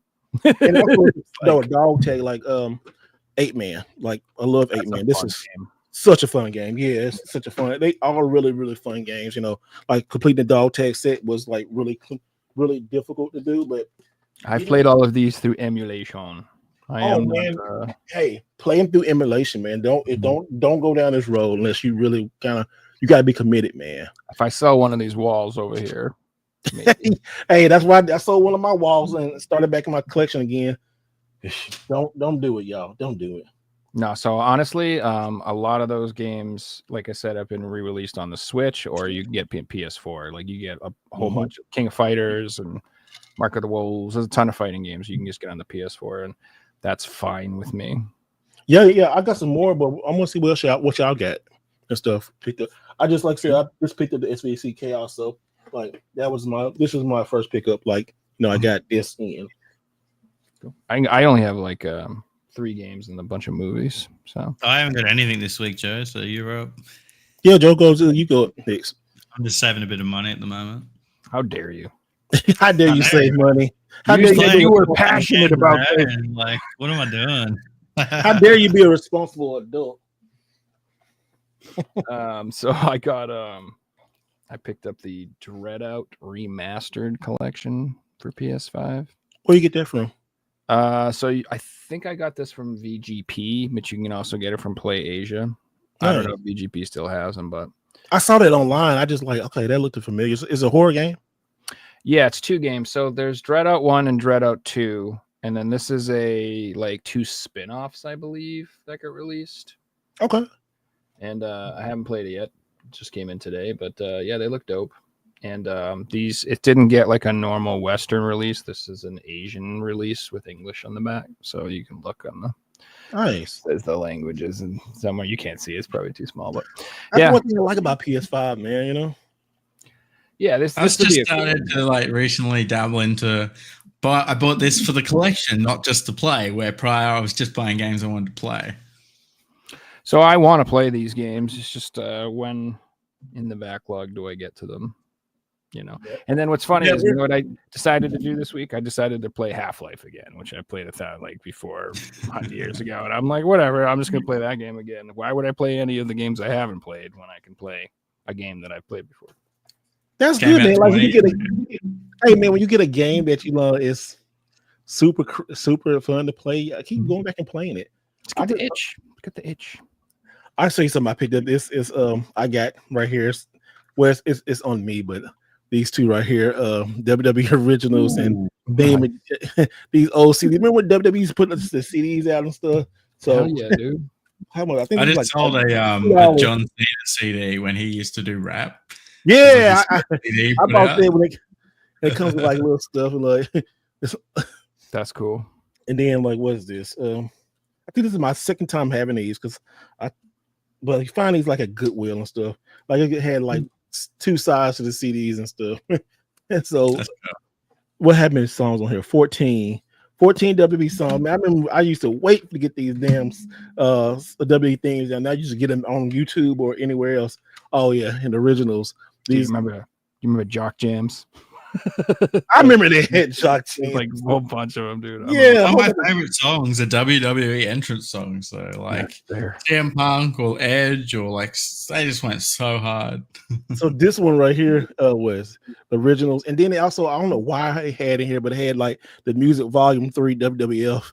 So I'm okay, nice. I love it. Man, I remember I woke up one morning because the one that had the Rock's new music on it, it was WWF Volume 4, and had Rock's theme, and then he had that song he made, Pie. I was like, I can't wait to get it. Get the Rock. Anything with the Rock on, I had to go get it. I'm gonna collect all of those, all the Jock Jams, all the Now That's What I Call Music, and all the Kids Bops. Kids Bops, come on. The Kids Bops got on my nerves. I hate 50 Kids Bops. I hate those commercials. Yeah, it's good stuff. And they be singing.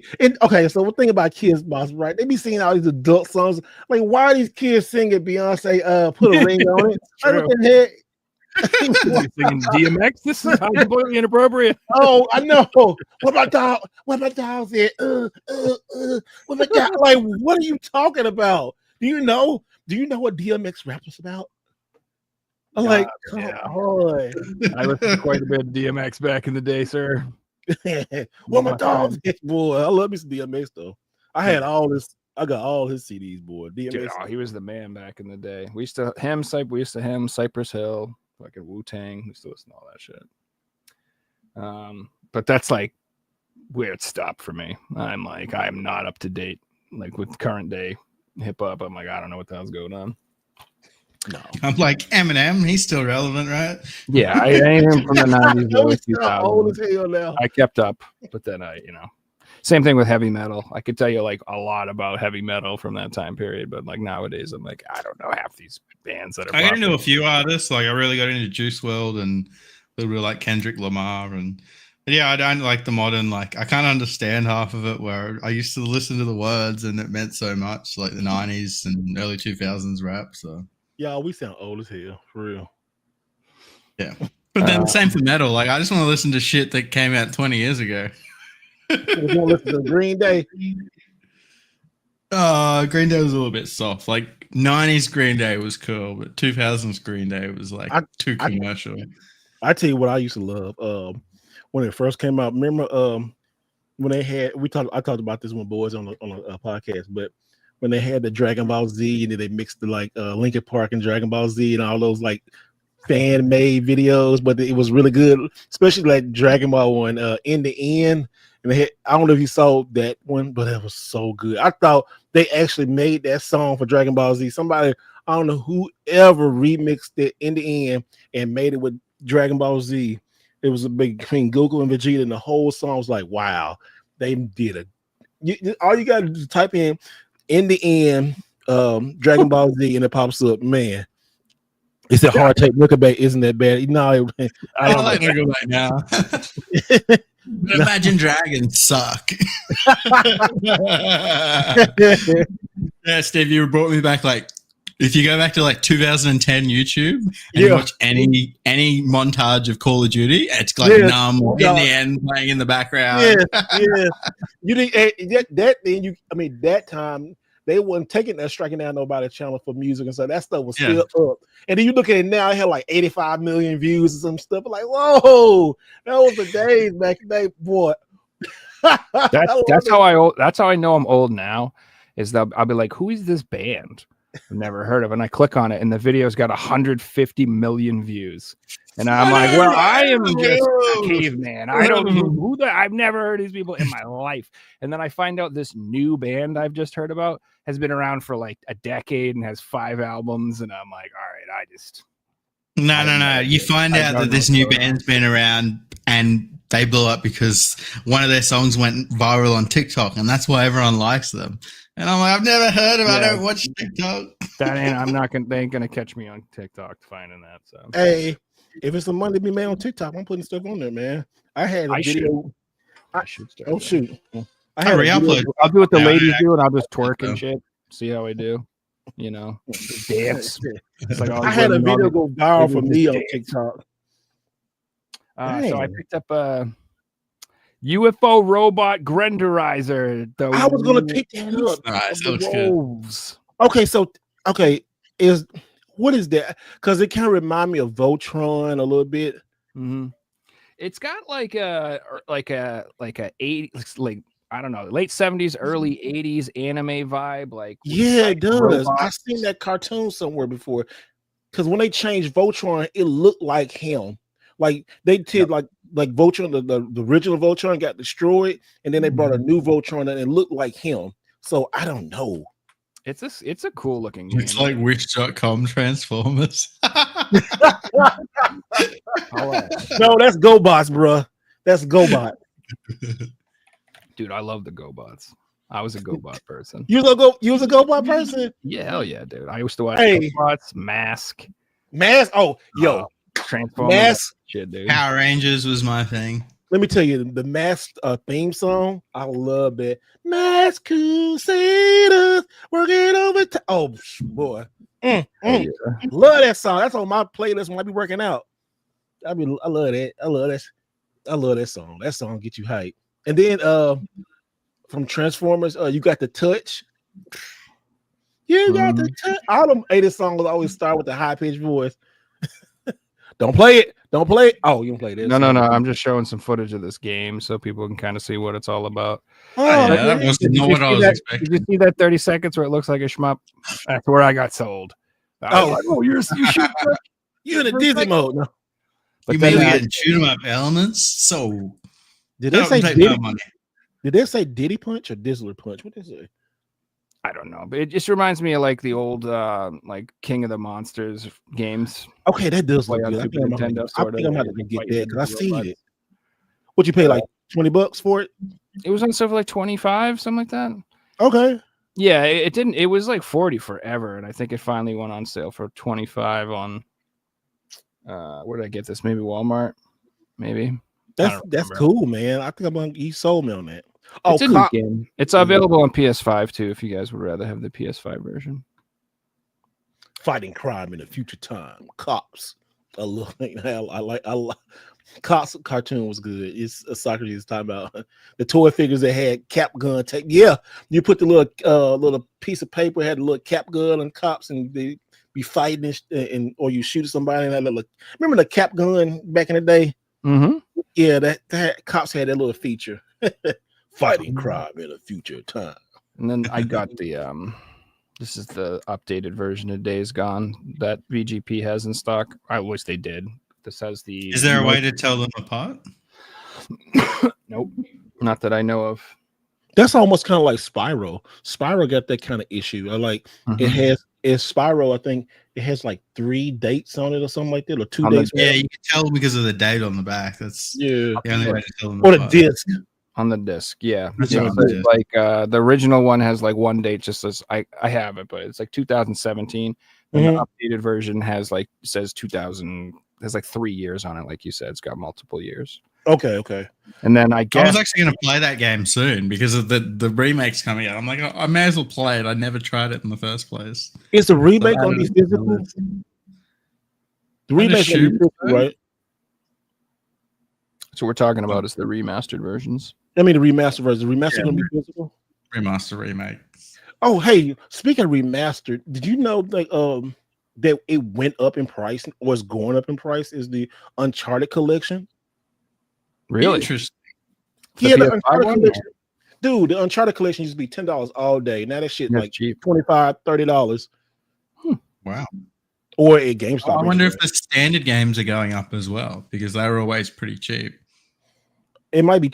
I know it's gonna be 10 times cheaper on eBay, but on like GameStop, Walmart, them things were like $25. I say $25. Like this. When did that happen?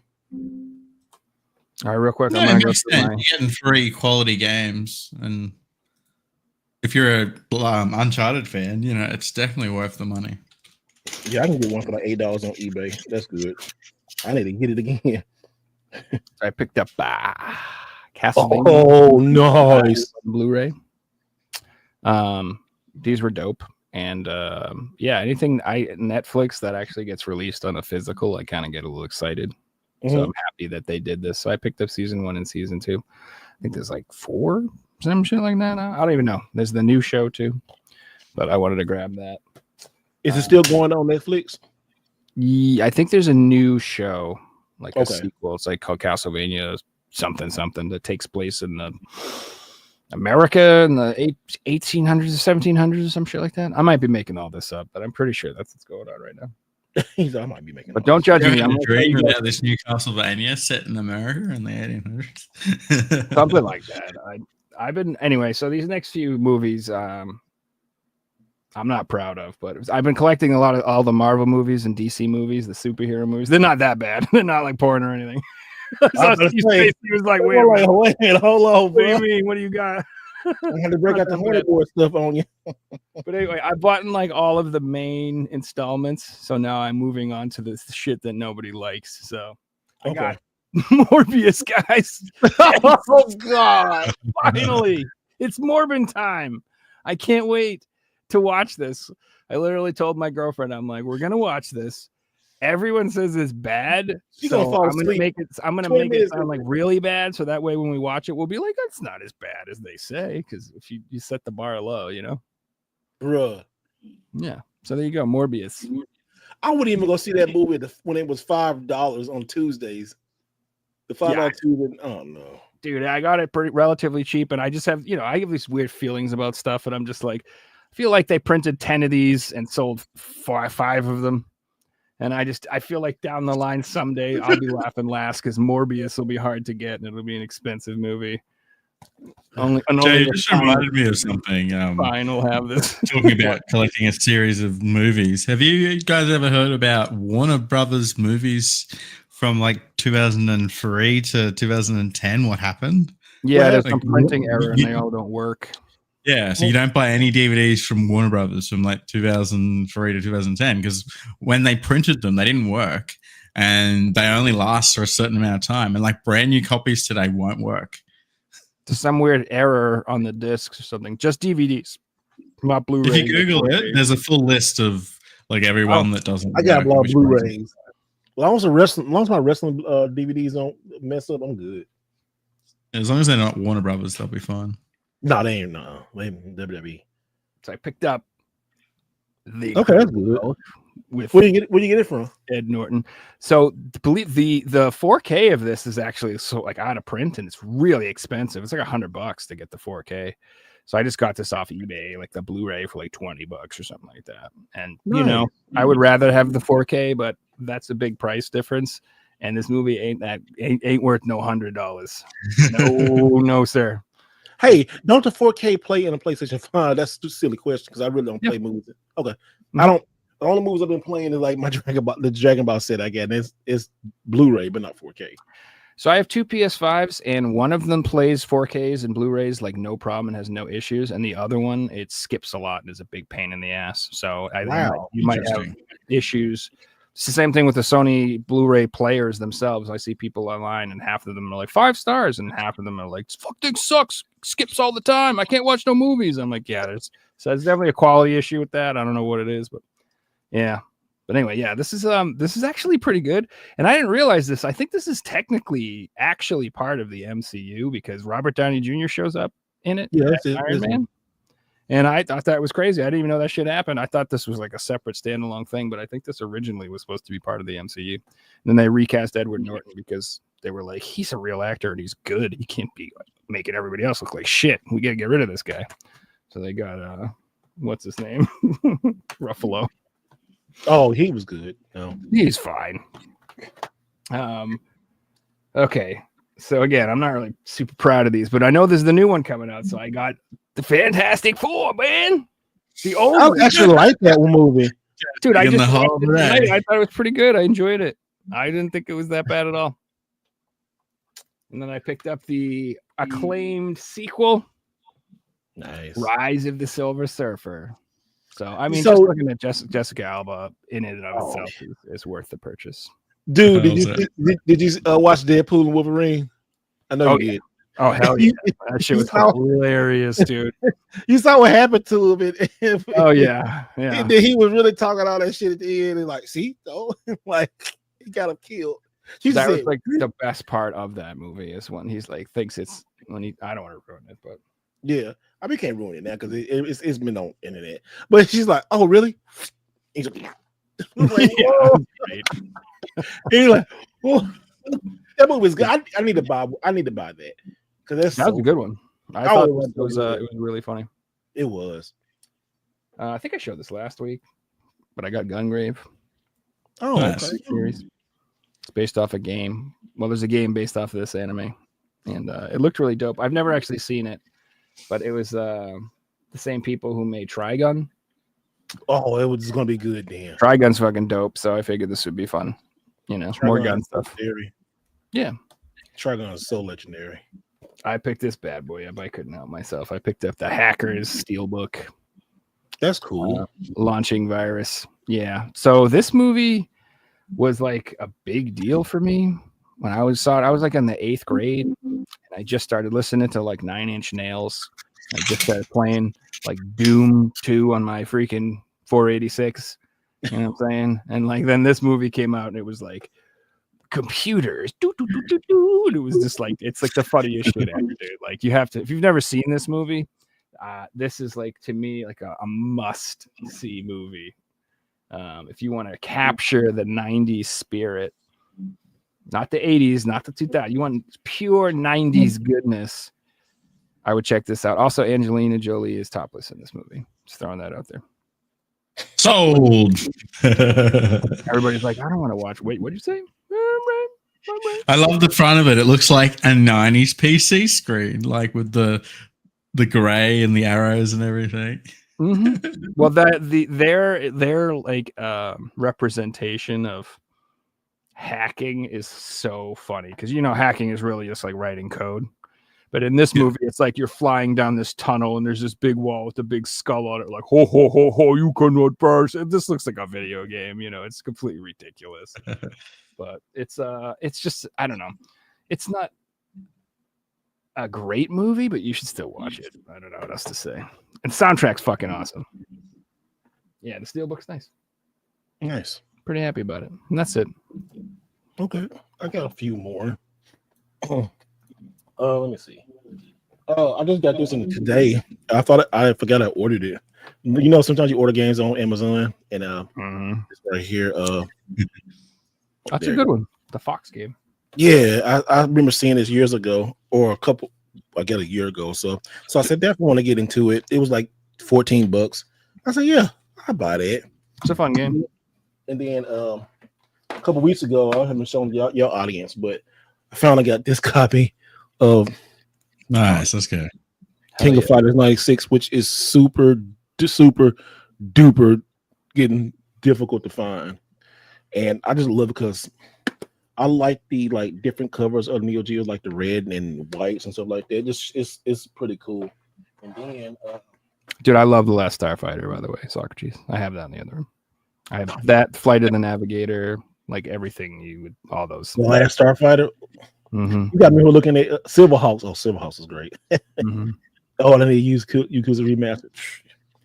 And then Neo Geo, I just got this yesterday. King of Fighters 2002. Been almost close. I'm almost completing the King of Fighters set. So I'm thinking I need now is King of Fighters 99, and I'll be done for the US set. And this one is super clean. It's like it looks like brand new, yeah. Yeah, it's super duper clean. It even had a baggie for the that's good. After I played it, I put it back in there. So yeah, I took it out and played it. Oh, see, so that's the top, the bottom. See how SNK is at the bottom. Mm-hmm. So what collectors do is they get this, put that like a little piece of plastic there, and then put your cart inside it like that, and then put the bag or put the instruction booklet on top of that, and then you put the whole thing in a $60 case. Yeah. and then that's $60. You gotta protect your investment, man. That stuff's expensive. And then close it and boom, there you go. So as long as it still shots, yeah, it's worth doing for sure. Like, so King of Fighters 96, and see and also if you notice this little white piece of paper, sometimes you can put like a piece of paper so it won't get an indentation of here right there. So some of these I got to go back through and put like a little piece of paper so it won't hurt the artwork too, because that affects the price too. So that's crazy that you've got to like store it differently just to preserve it over time. Otherwise, it'll get indents in it and stuff. Yeah, man, these got, and you don't want to hit direct sunlight and stuff. You got to keep it in good, good space. It's just a lot of things. When, like I said, don't get into this. This is like I ain't say end all be all, but you just you buy Neo Geo, not really buying it. I'm trading. I mean, honestly, after my trades, I paid just tax for this game, so I was trading. That's the way to do it, man. That's anytime I'm going to spend like anything more than $200, I'm gonna trade some stuff or sell some stuff to get the funds. And then I guess I didn't get anything else lately. None of you guys see. Oh, I guess I can say with this right here. But a couple weeks ago, I got this right here, this magazine. Oh, yeah, dude. And some dude had brought in the GameStop. He showed the magazine. He said, "You want one?" I said, "Yeah." I said, "I want this one with the rock on it." I said, "Definitely." I remember this magazine back in the day because it was talking about this. It was one of those random like video game magazines that it was trying to do pop culture and video games at the same time. And and here's a famous photo that you see on the internet all the time with the Rock and Mick Foley. It came from this magazine. Like I always see this meme, with the Rock and Mick Foley, and it always pops up, and I said, "Oh, that's where it came from." Kid Rock versus Wu-Tang. What? Oh, I know, right? And look at this. Remember that? Wow. Man, just going back through these magazines right here, man, it's like, oh my gosh, there's just so many things in here Oh yeah, dude. I love the old magazines. I collect them. So they try to do them both. I think that's why I kind of failed, because it was trying to do everything, and then it didn't do everything right. You know, even look at the X-Files on PlayStation 1. It's a great game. X-Files on PS2 is fucking expensive. It is. It's like almost $100 now. Yeah. Every time I look, it's gone up. It used to be 60, and then it was 80, and now it's 100 probably. Damn. Oh, hey, speaking of bands, Megadeth. see, they try to cover everything, and this didn't do it. You know, it was just weird. But you're going back to these when you have full spreads of like. Mm-hmm. Yeah, the artwork is amazing. The jokes and the humor back then were hilarious. There's, it's a lot of it's really edgy and immature and stuff, which I miss. Look at this shit. It's like the big head mode. That's awesome. It's cool. It just, oh my gosh! Like, just talking about the game we on here. Wow. Oh, look at the whole interview with The Rock. Look, they're just great. That's cool. Yeah, like you don't like now. That's like like a 5-page interview with The Rock, and then here you go, WrestleMania 2000. Hell yeah, dude. Yo, this is like. I wish they would make games. I wish they would make magazines. I guess that's it, but I wish they would make magazines like this again. Or it's going. Oh, wow! Look at that, Miyamoto. There are some people trying to do that. I think it's RPM magazine or something like that. Oh, really? Yeah, there's some that are still doing it. Like, I think it's RPM. No, this is a car magazine. Never mind. Oh, okay. That ain't right. There are people, I think, trying to do. Here we go. Oh, it's a Kickstarter. No, RPM, the unofficial retro PlayStation magazine. See, I'm not crazy.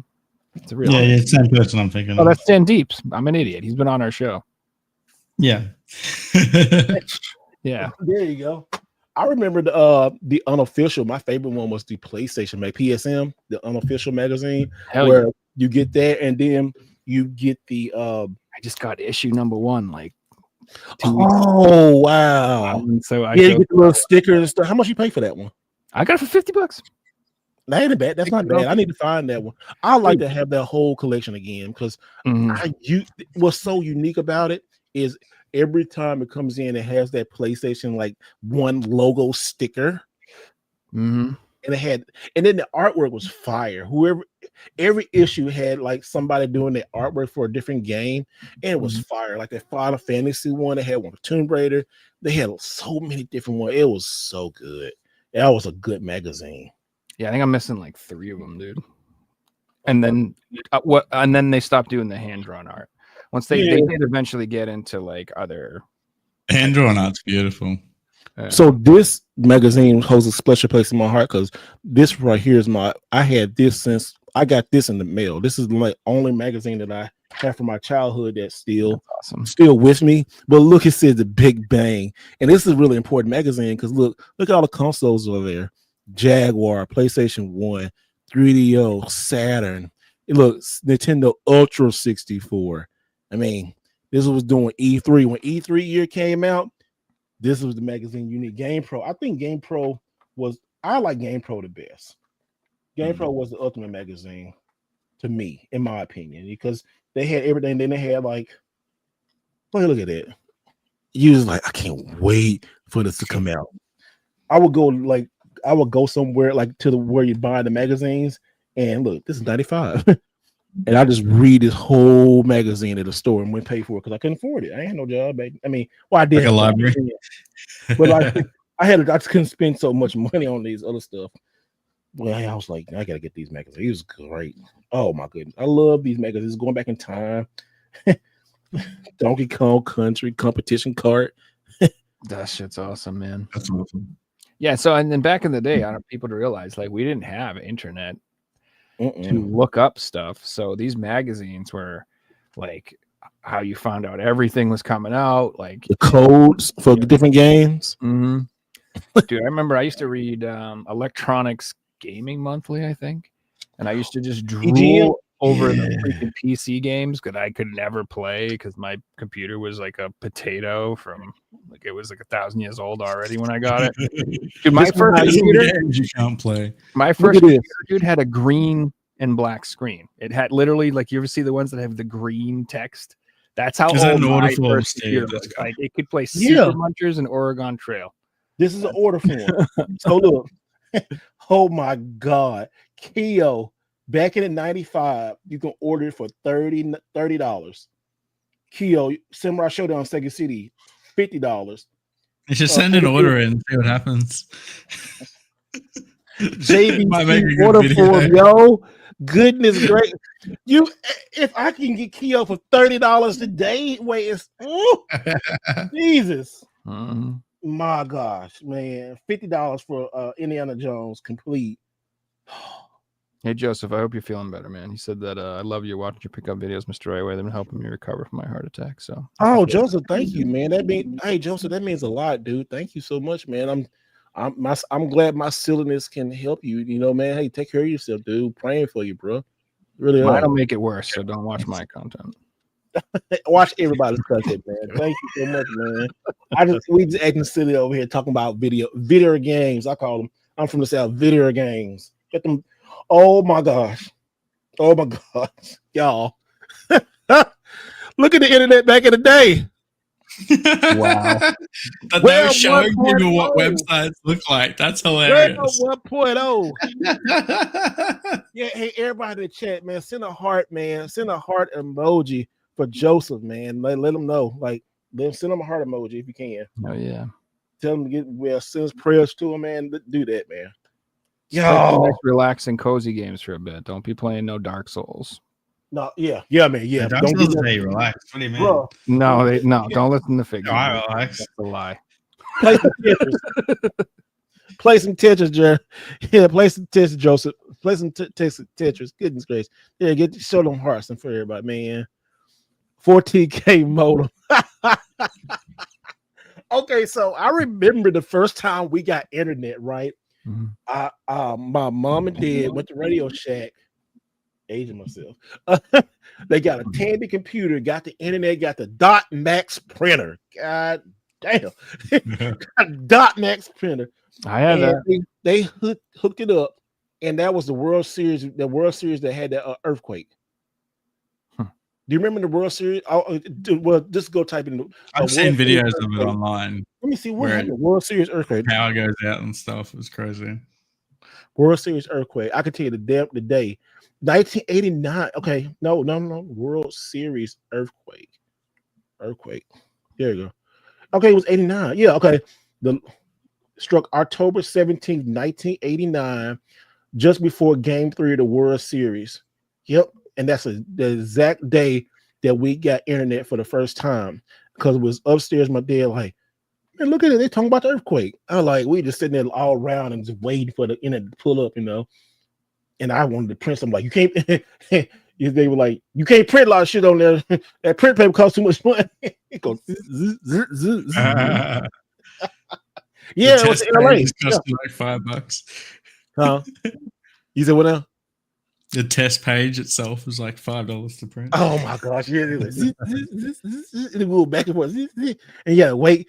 Oh, that was back then. Like, I can't wait to write my paper on the computer. Like, I ain't writing no paper. Couldn't use the internet and the phone at the same time. Oh no, you could. Did you get on? Like, get out the phone. I'm trying to use the internet. Because you had to like put them through the same line and everything. Yeah, it's so good. And then when you were on the internet and a phone call came in, it made a weird noise. Or it shut the internet off. Yeah, back in the oh my goodness, man, y'all, we got it good now. I can't. That's why I don't complain. I know we got it good, but it shows stuck when the internet go down. Like, no, I got no signal. Just think it just stopped. Now there was like an attack over here a few months ago, and everyone lost their internet for like 12 hours. Dude, hey, talking about back in the day, that's when the TV went off at 12 o'clock. Here in America's feeds, it's like shit, 12 o'clock, they rolled the national anthem, like started off for the night. TV went off. Yeah. That's crazy. At 12 o'clock. That's a wild concept. I never lived through a time where there wasn't TV. Went off. At 12 o'clock, they went to bed. Now, TV 24/7. When 24/7 used to come, I remember the first 24/7 TV was, I think it was like CNN or news, something like that. But at 12 o'clock, some stations pushed it to 2. When they pushed it to 2 o'clock, you thought your station was special. Nah, bruh. 12 o'clock come. Dun, dun, dun, dun, dun, dun. After that, flag and TV, flag be waving. First, we get like an hour of Girls Gone Wild, though. Don't forget. And he said, right? ABC stood. I remember ABC playing music from like 12 o'clock till 6 a.m. So I was too young to remember when they would turn off. No, that's what they do. They'll cut off, but they'd like put rotating music up all night. You wouldn't be no TV. Okay, well, maybe that was the same thing. I remember the music. Yeah. And then I remember I finally got that PS2 DVD player. Oh. And then all I would have is Lord of the Rings playing on loop all night, every night for years, bro. Just over and over and over again. Just waking up at 2 a.m. like, oh, it's the Battle of Helm's Deep again. Sweet. And then you got to check your PlayStation, make sure it ain't hot. You got to touch the top of it. Oh, I probably burnt the shit out of that thing by then. So that was good times, man. How many of y'all in the chat? Y'all, what was y'all first console? Hey, let the chat know. Chat, what was y'all first console? I know I ain't said the PlayStation 2 wasn't mine, but man, that PlayStation 2 was a game changer, right? I thought I had a PS1 my first console. It was what? It was a PS1. Dad brought a PS1 home one day, and I remember playing Abe's Odyssey, the demo. That was the first game I ever played. And I didn't realize it was a demo because I was a little kid, so I just used to start it again and play the demo and do it again. I'm glad you said something because look, this is my demo collection. I was gonna show y'all this. I'm glad you said, bro, demo disc.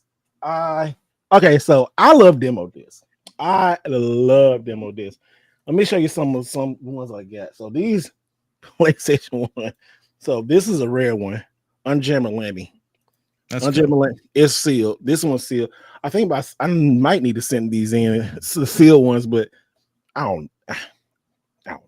But then you have something like this PS1. This is like late release. And let me see what else. Oh, here it is. I just saw these selling on eBay for a lot. It's 2 versions of it. So this right here, the Final Fantasy one, the Square Enix one, and what's the other one at? That's here's a final, and here's a Final Fantasy 7 one. So it's 2 different ones, but the same cover. Isn't that weird? Hasn't got the other titles. That's cool. Yeah, man. It's like I saw sealed one selling like for $150, and this had it says Squaresoft PlayStation previews. So it looked like kind of like greatest hits a little bit, man. I absolutely love. I love. And here's the collector's edition. Now you might have seen this one before because this is being on like a lot of PlayStation games. These discs right here. But oh my gosh, y'all, these is. And then the PlayStation 2 ones. What's the PlayStation 2 one? Oh, they way back here. The PlayStation 2 ones are like this. Here's some of the PlayStation 2 ones. Nice. Like Dual Hearts, One Piece, Galactic Wrestling. Most of these. So over here, our demo just for the PS2 actually came in a PS2 case. Really? Every single one was in a case, and the spine said every game. So it's like the craziest spines you've ever seen. So here's some of the bigger PlayStation. Oh, that's cool. Did you guys ever get the cereal box PC games, like Age of Empires in the cereal box? We did get some of that sometimes. We didn't get Age of Empires, but we did get some, like Xbox had some promotions and stuff like that. I remember the Nutri-Grain Age of Empires, and I played that for like hundreds of hours. You said Nutri-Grain? Everyone owned it too, yeah. The fruit bar? Nutri-Grain's like, I just assumed it was a Universal cereal. It's like, they make the granola bar thing you were thinking of, Steve, and then they make cereal too, like granola. They make cereal? Yeah. Oh snap! I know they made a granola bar. That's crazy. Yeah, we got Chex Quest in the box, and that game was amazing. Like I legit played the shit out of Chex Quest when it came. Did they re-release that? They came out with like a brutal Chex Quest. Like I think I don't know if it got an actual re-release. It probably did, but they made like homebrews and versions of it. And Brutal Checks Missed is like blood and guts and gore everywhere. it's so funny, dude. That was the best. Yeah, see, that's what Dad's talking about. See, remember when Chex gave us an entire Doom clone? Hell yeah, I had that, and I used to play it like crazy. I used to love FPS games back in the day on PC, like Doom and Shadow Warrior and Blood and all those games. Love those to death. Duke Nukem, some of my favorites. So, guys, if y'all want to know an important like demo disc is is it Digital Underground, PlayStation Underground Volume 2, right? Digital Underground, but all around the world. It comes with Final Fantasy 7 in this right here. So, and it has that weird, somebody said weird disc, but it's different versions of this. So, I'm about to sneeze in a minute, but the PlayStation Underground was like a magazine, right? And the official one. Yeah, the official one. Half like magazine, like this is like half magazine kind of in a way. But on here, it'll be 2 discs. One disc be like movies, interviews, and then the other one be like demos and stuff like that. And some of these, I don't know how many Underground it was. I think it was like 14 or 15, but I'm trying to find all of them. But here's like on this one. This had like Tomb Raider 3, NFL Face Off, A Bug's Life, Game Day 99, Apocalypse, NFL Blitz, Bomberman World, Brave Fencer Musashi. And then it had one of my favorite PS1 games. So. And then it had video of Siphon Filter and Twisted Metal 3. Like so many, you can just see what games it had. Like, here you go. Biggest title 98, Spyro. And these were like the next generation type of magazines. And it was so darn good. Now, why you see it says Underground. So basically, back in the day, PlayStation had this campaign called You Are Not Red E. So you are not red E, Gotcha. They certainly did a good job of putting games on there that would have sold consoles. Oh, like or sold games, be like, this is amazing. This is amazing.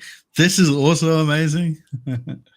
Bruh, like PlayStation was super hot. Like they'll put anything and you just want to play it. Like this right here. Where is it at? Let me find it. Where is it at? That you PlayStation put stuff out. No, that's not it. That's not it either. Where is it at? I just saw it. Here's one of them. Like they would send stuff towards us, right? And say, hey, here's all these games on here. And to give it out for free. But after I was gonna say, did you have to buy that or did they just give it out? You'll play PlayStation for like you get a section to play and they give it to you after you finish playing. Like I got that from like finished playing. Where is this other one? I was trying to find the Pizza Hut one. Like here's some. No, that's this. Now this one came with like PlayStation like interactive, like it says version 3.5, and it came with an update. Okay. Let me see, where is that one? Or here's one that came. And here's one of the rare ones. Like this PlayStation one, it had like a different stuff on it. Or everybody had this one, PlayStation Picks. Everybody had that one.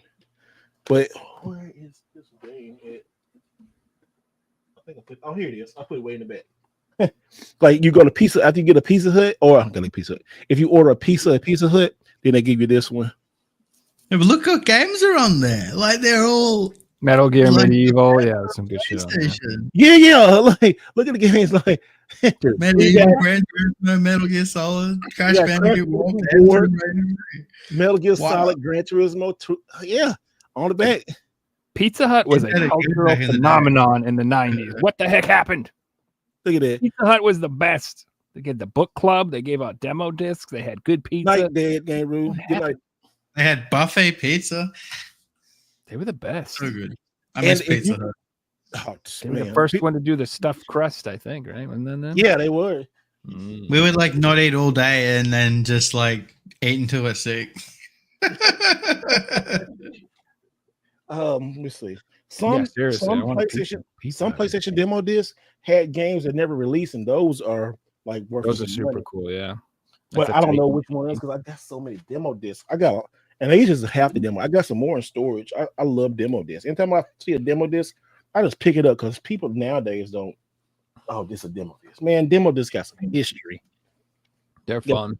Because you like get them all installed onto a kiosk or something. Because you're not going to play a full game on a kiosk, but a demo you probably would. Like this one on Jeremy Lemmy, I saw one sold for $100, and I don't see too many on eBay right now. But this is the only sealed one I know of. I know other people probably have it in a store somewhere, but look at this great PlayStation 2 game by Atlas, Dual Hearts. Great game. Demo City. Just think how much one with Silent Hill on it, or the one with Clock Tower, or the other expensive horror game on PlayStation 2, Blood with Tail. They got a demo disc. It's just amazing, man. That was some good times, bro. So good times. Yeah, and when you were a kid, like, and I was broke, a demo disc, I get a lot of mileage out of that. I would play every one of those games like 62 times. And then, like you said, Big Z, they did a really good job at picking games that like you would actually want to buy after. So I would be like, we have to get Medieval. Like, and they would cut you off at that point. Like, I've just gotten ready for this boss fight. And if you want to fight the boss, you got to divide the game. They did. And also some demo discs, they changed some stuff on there too. Like I think it's a Final Fantasy disc, a demo disc out there. I think it's maybe 8 or 9, one of the two, that they changed locations and even boss battles up on different stuff. It's so there's weird. A demo for Dark Cloud that I used to play, and it used to take you through half of the first dungeon.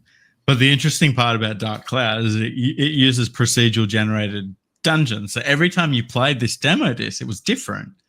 So I had friends that I spoke to as adults who played it, and they didn't actually play the game. They just owned this demo disc, and they played that for like 100 hours because every time they played it was a new experience. Wow. So cool. Okay. Hey, someone say y'all remember Columbia House. Yeah, I do, dude. Oh man, up there. It's hard to find 12 CDs you wanted. That's my problem. As I'd always be like, I'd have 10, and then I'd be like, well, I guess I'll take Roy Orbison and Mariah Carey just to fill this shit out, man. I don't know. Hey, I'm a Mariah Carey. I take that one. It'd be all like this orchestra. They'll always the orchestra's music, or like sympathy, or symphony, whatever you say. I'm from the South. I can't talk really well, but they have all these like weird music, or Columbia House is so weird. I remember they did DVDs for a little bit. Hell yeah. Columbia House. I'm all about all physical media. I miss all of it now. I didn't realize how good we had it back in the day. Yeah, we did have it good. But now it's still got it good. We do. Oh, that's good. Yeah, pay for it. You got to do more work and more research, and you got to pay for that shit. And you ain't getting our stuff. Well, gentlemen, we've hit the 2 hour and 40-minute mark. Yeah, man. Thank y'all for inviting me, man. It's been fun. Oh yeah. Always a plus. Thanks for coming on, dude. It's a good one. You got anything coming up you want to talk about? You got some new videos coming out soon? I think tomorrow I'm dropping a PlayStation 3 video. A couple weeks, I'll be a guest at ComoCon and Midwest Gaming Classic. So look at those. But if you're going out that way, Midwest Gaming Classic is the 4th through 6th. So I'll be there. Come out, say hi. I don't know if I'm having trade stuff, but come out there and say hello. And then the week after that, or 2 weeks after that, will be at ComoCon in Missouri. It's Columbus or Missouri. I got to check it again, make sure I get it right. So this is the second year there. It's a smaller convention. It's really dope. It's so fun. The people are amazing. Yeah, Como RetroCon. I always say Como, but it's Como RetroCon. So yeah, look that up real quick. In Columbus, Missouri. Hell yeah! And then you do your own show too, your own podcast. It's usually Thursdays. Yeah, on Thursdays. That's why I said I couldn't do it. Y'all do. I know y'all do y'all podcast on Thursday. So Tuesdays usually kind of a free night for me sometimes if I'm not I'm usually like working on Wednesday's video or Friday's video. So yeah. Cool. And then if you guys, it's the first time here checking us out, our stuff's down below too. You can sub to Figs' channel. You can sub to my channel. Yeah, sub those channels, guys. There's some big good stuff. Appreciate you. Once I get to 250 subs, I'm going to do a playthrough of Dustborn.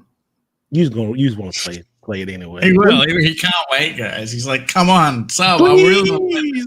It's like my best game ever. I can't wait to play it. Come on. It's going to be the funnest stuff. He said, come on, let's do it. Let's go. No, as soon as I see 250, I'm going to be like, shit. All right. You get there, brother. You get there. And we all got to start somewhere, man. So it's appreciate it. I think you guys are really good, genuine people. I don't like to waste my time with negative people. So definitely, if you're positive and fun, I'm hanging out with you guys. I ain't into talking about folks and making fun of. I ain't into all that mess. Nah, man. Neither are we. We had a great I time. like positivity. I don't like negativity. Like, I just want to have fun and play games, man. It ain't that hard. I want to have fun and play I get games. enough bullshit in my real life. I don't need it fucking my hobby giving me any stress. And put on my shelf. But yeah, thanks for coming on. This was a great episode. Everybody in the chat was popping tonight. Appreciate everybody talking and chatting. Yeah, thanks for watching, guys. See some new faces and meet all of y'all. And hope you guys have a great rest of your evening. Oh yeah, we do a show every Thursday too. Usually, like we usually do it later though. It's like usually 9 or 10 p.m. Eastern. I think Steve's usually done by then. So if we get on a tangent, it'll be like 3 hours. Yeah, we talking and probably end it again. do the same thing. So, but yeah, you guys are the best, and hope you have a great rest of your night. Take it easy, everybody. Thanks for watching. Peace, everyone.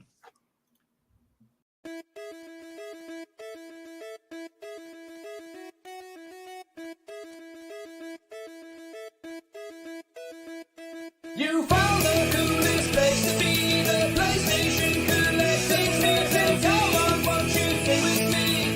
Welcome to the show. Gather round the boys and girls, collectors from around the world. Let's show the people what they need to know. Welcome to the show. Gonna talk to guests, only got the best. Gonna put their knowledge to the test. Gonna laugh and eat, gonna live the dream. Gonna show you things you've never seen. Gonna sing the song to the break of dawn. Gonna run this party all night long. So come on, everybody, let me see you dance. Get yourself ready for one more chance. You found the coolest place to be.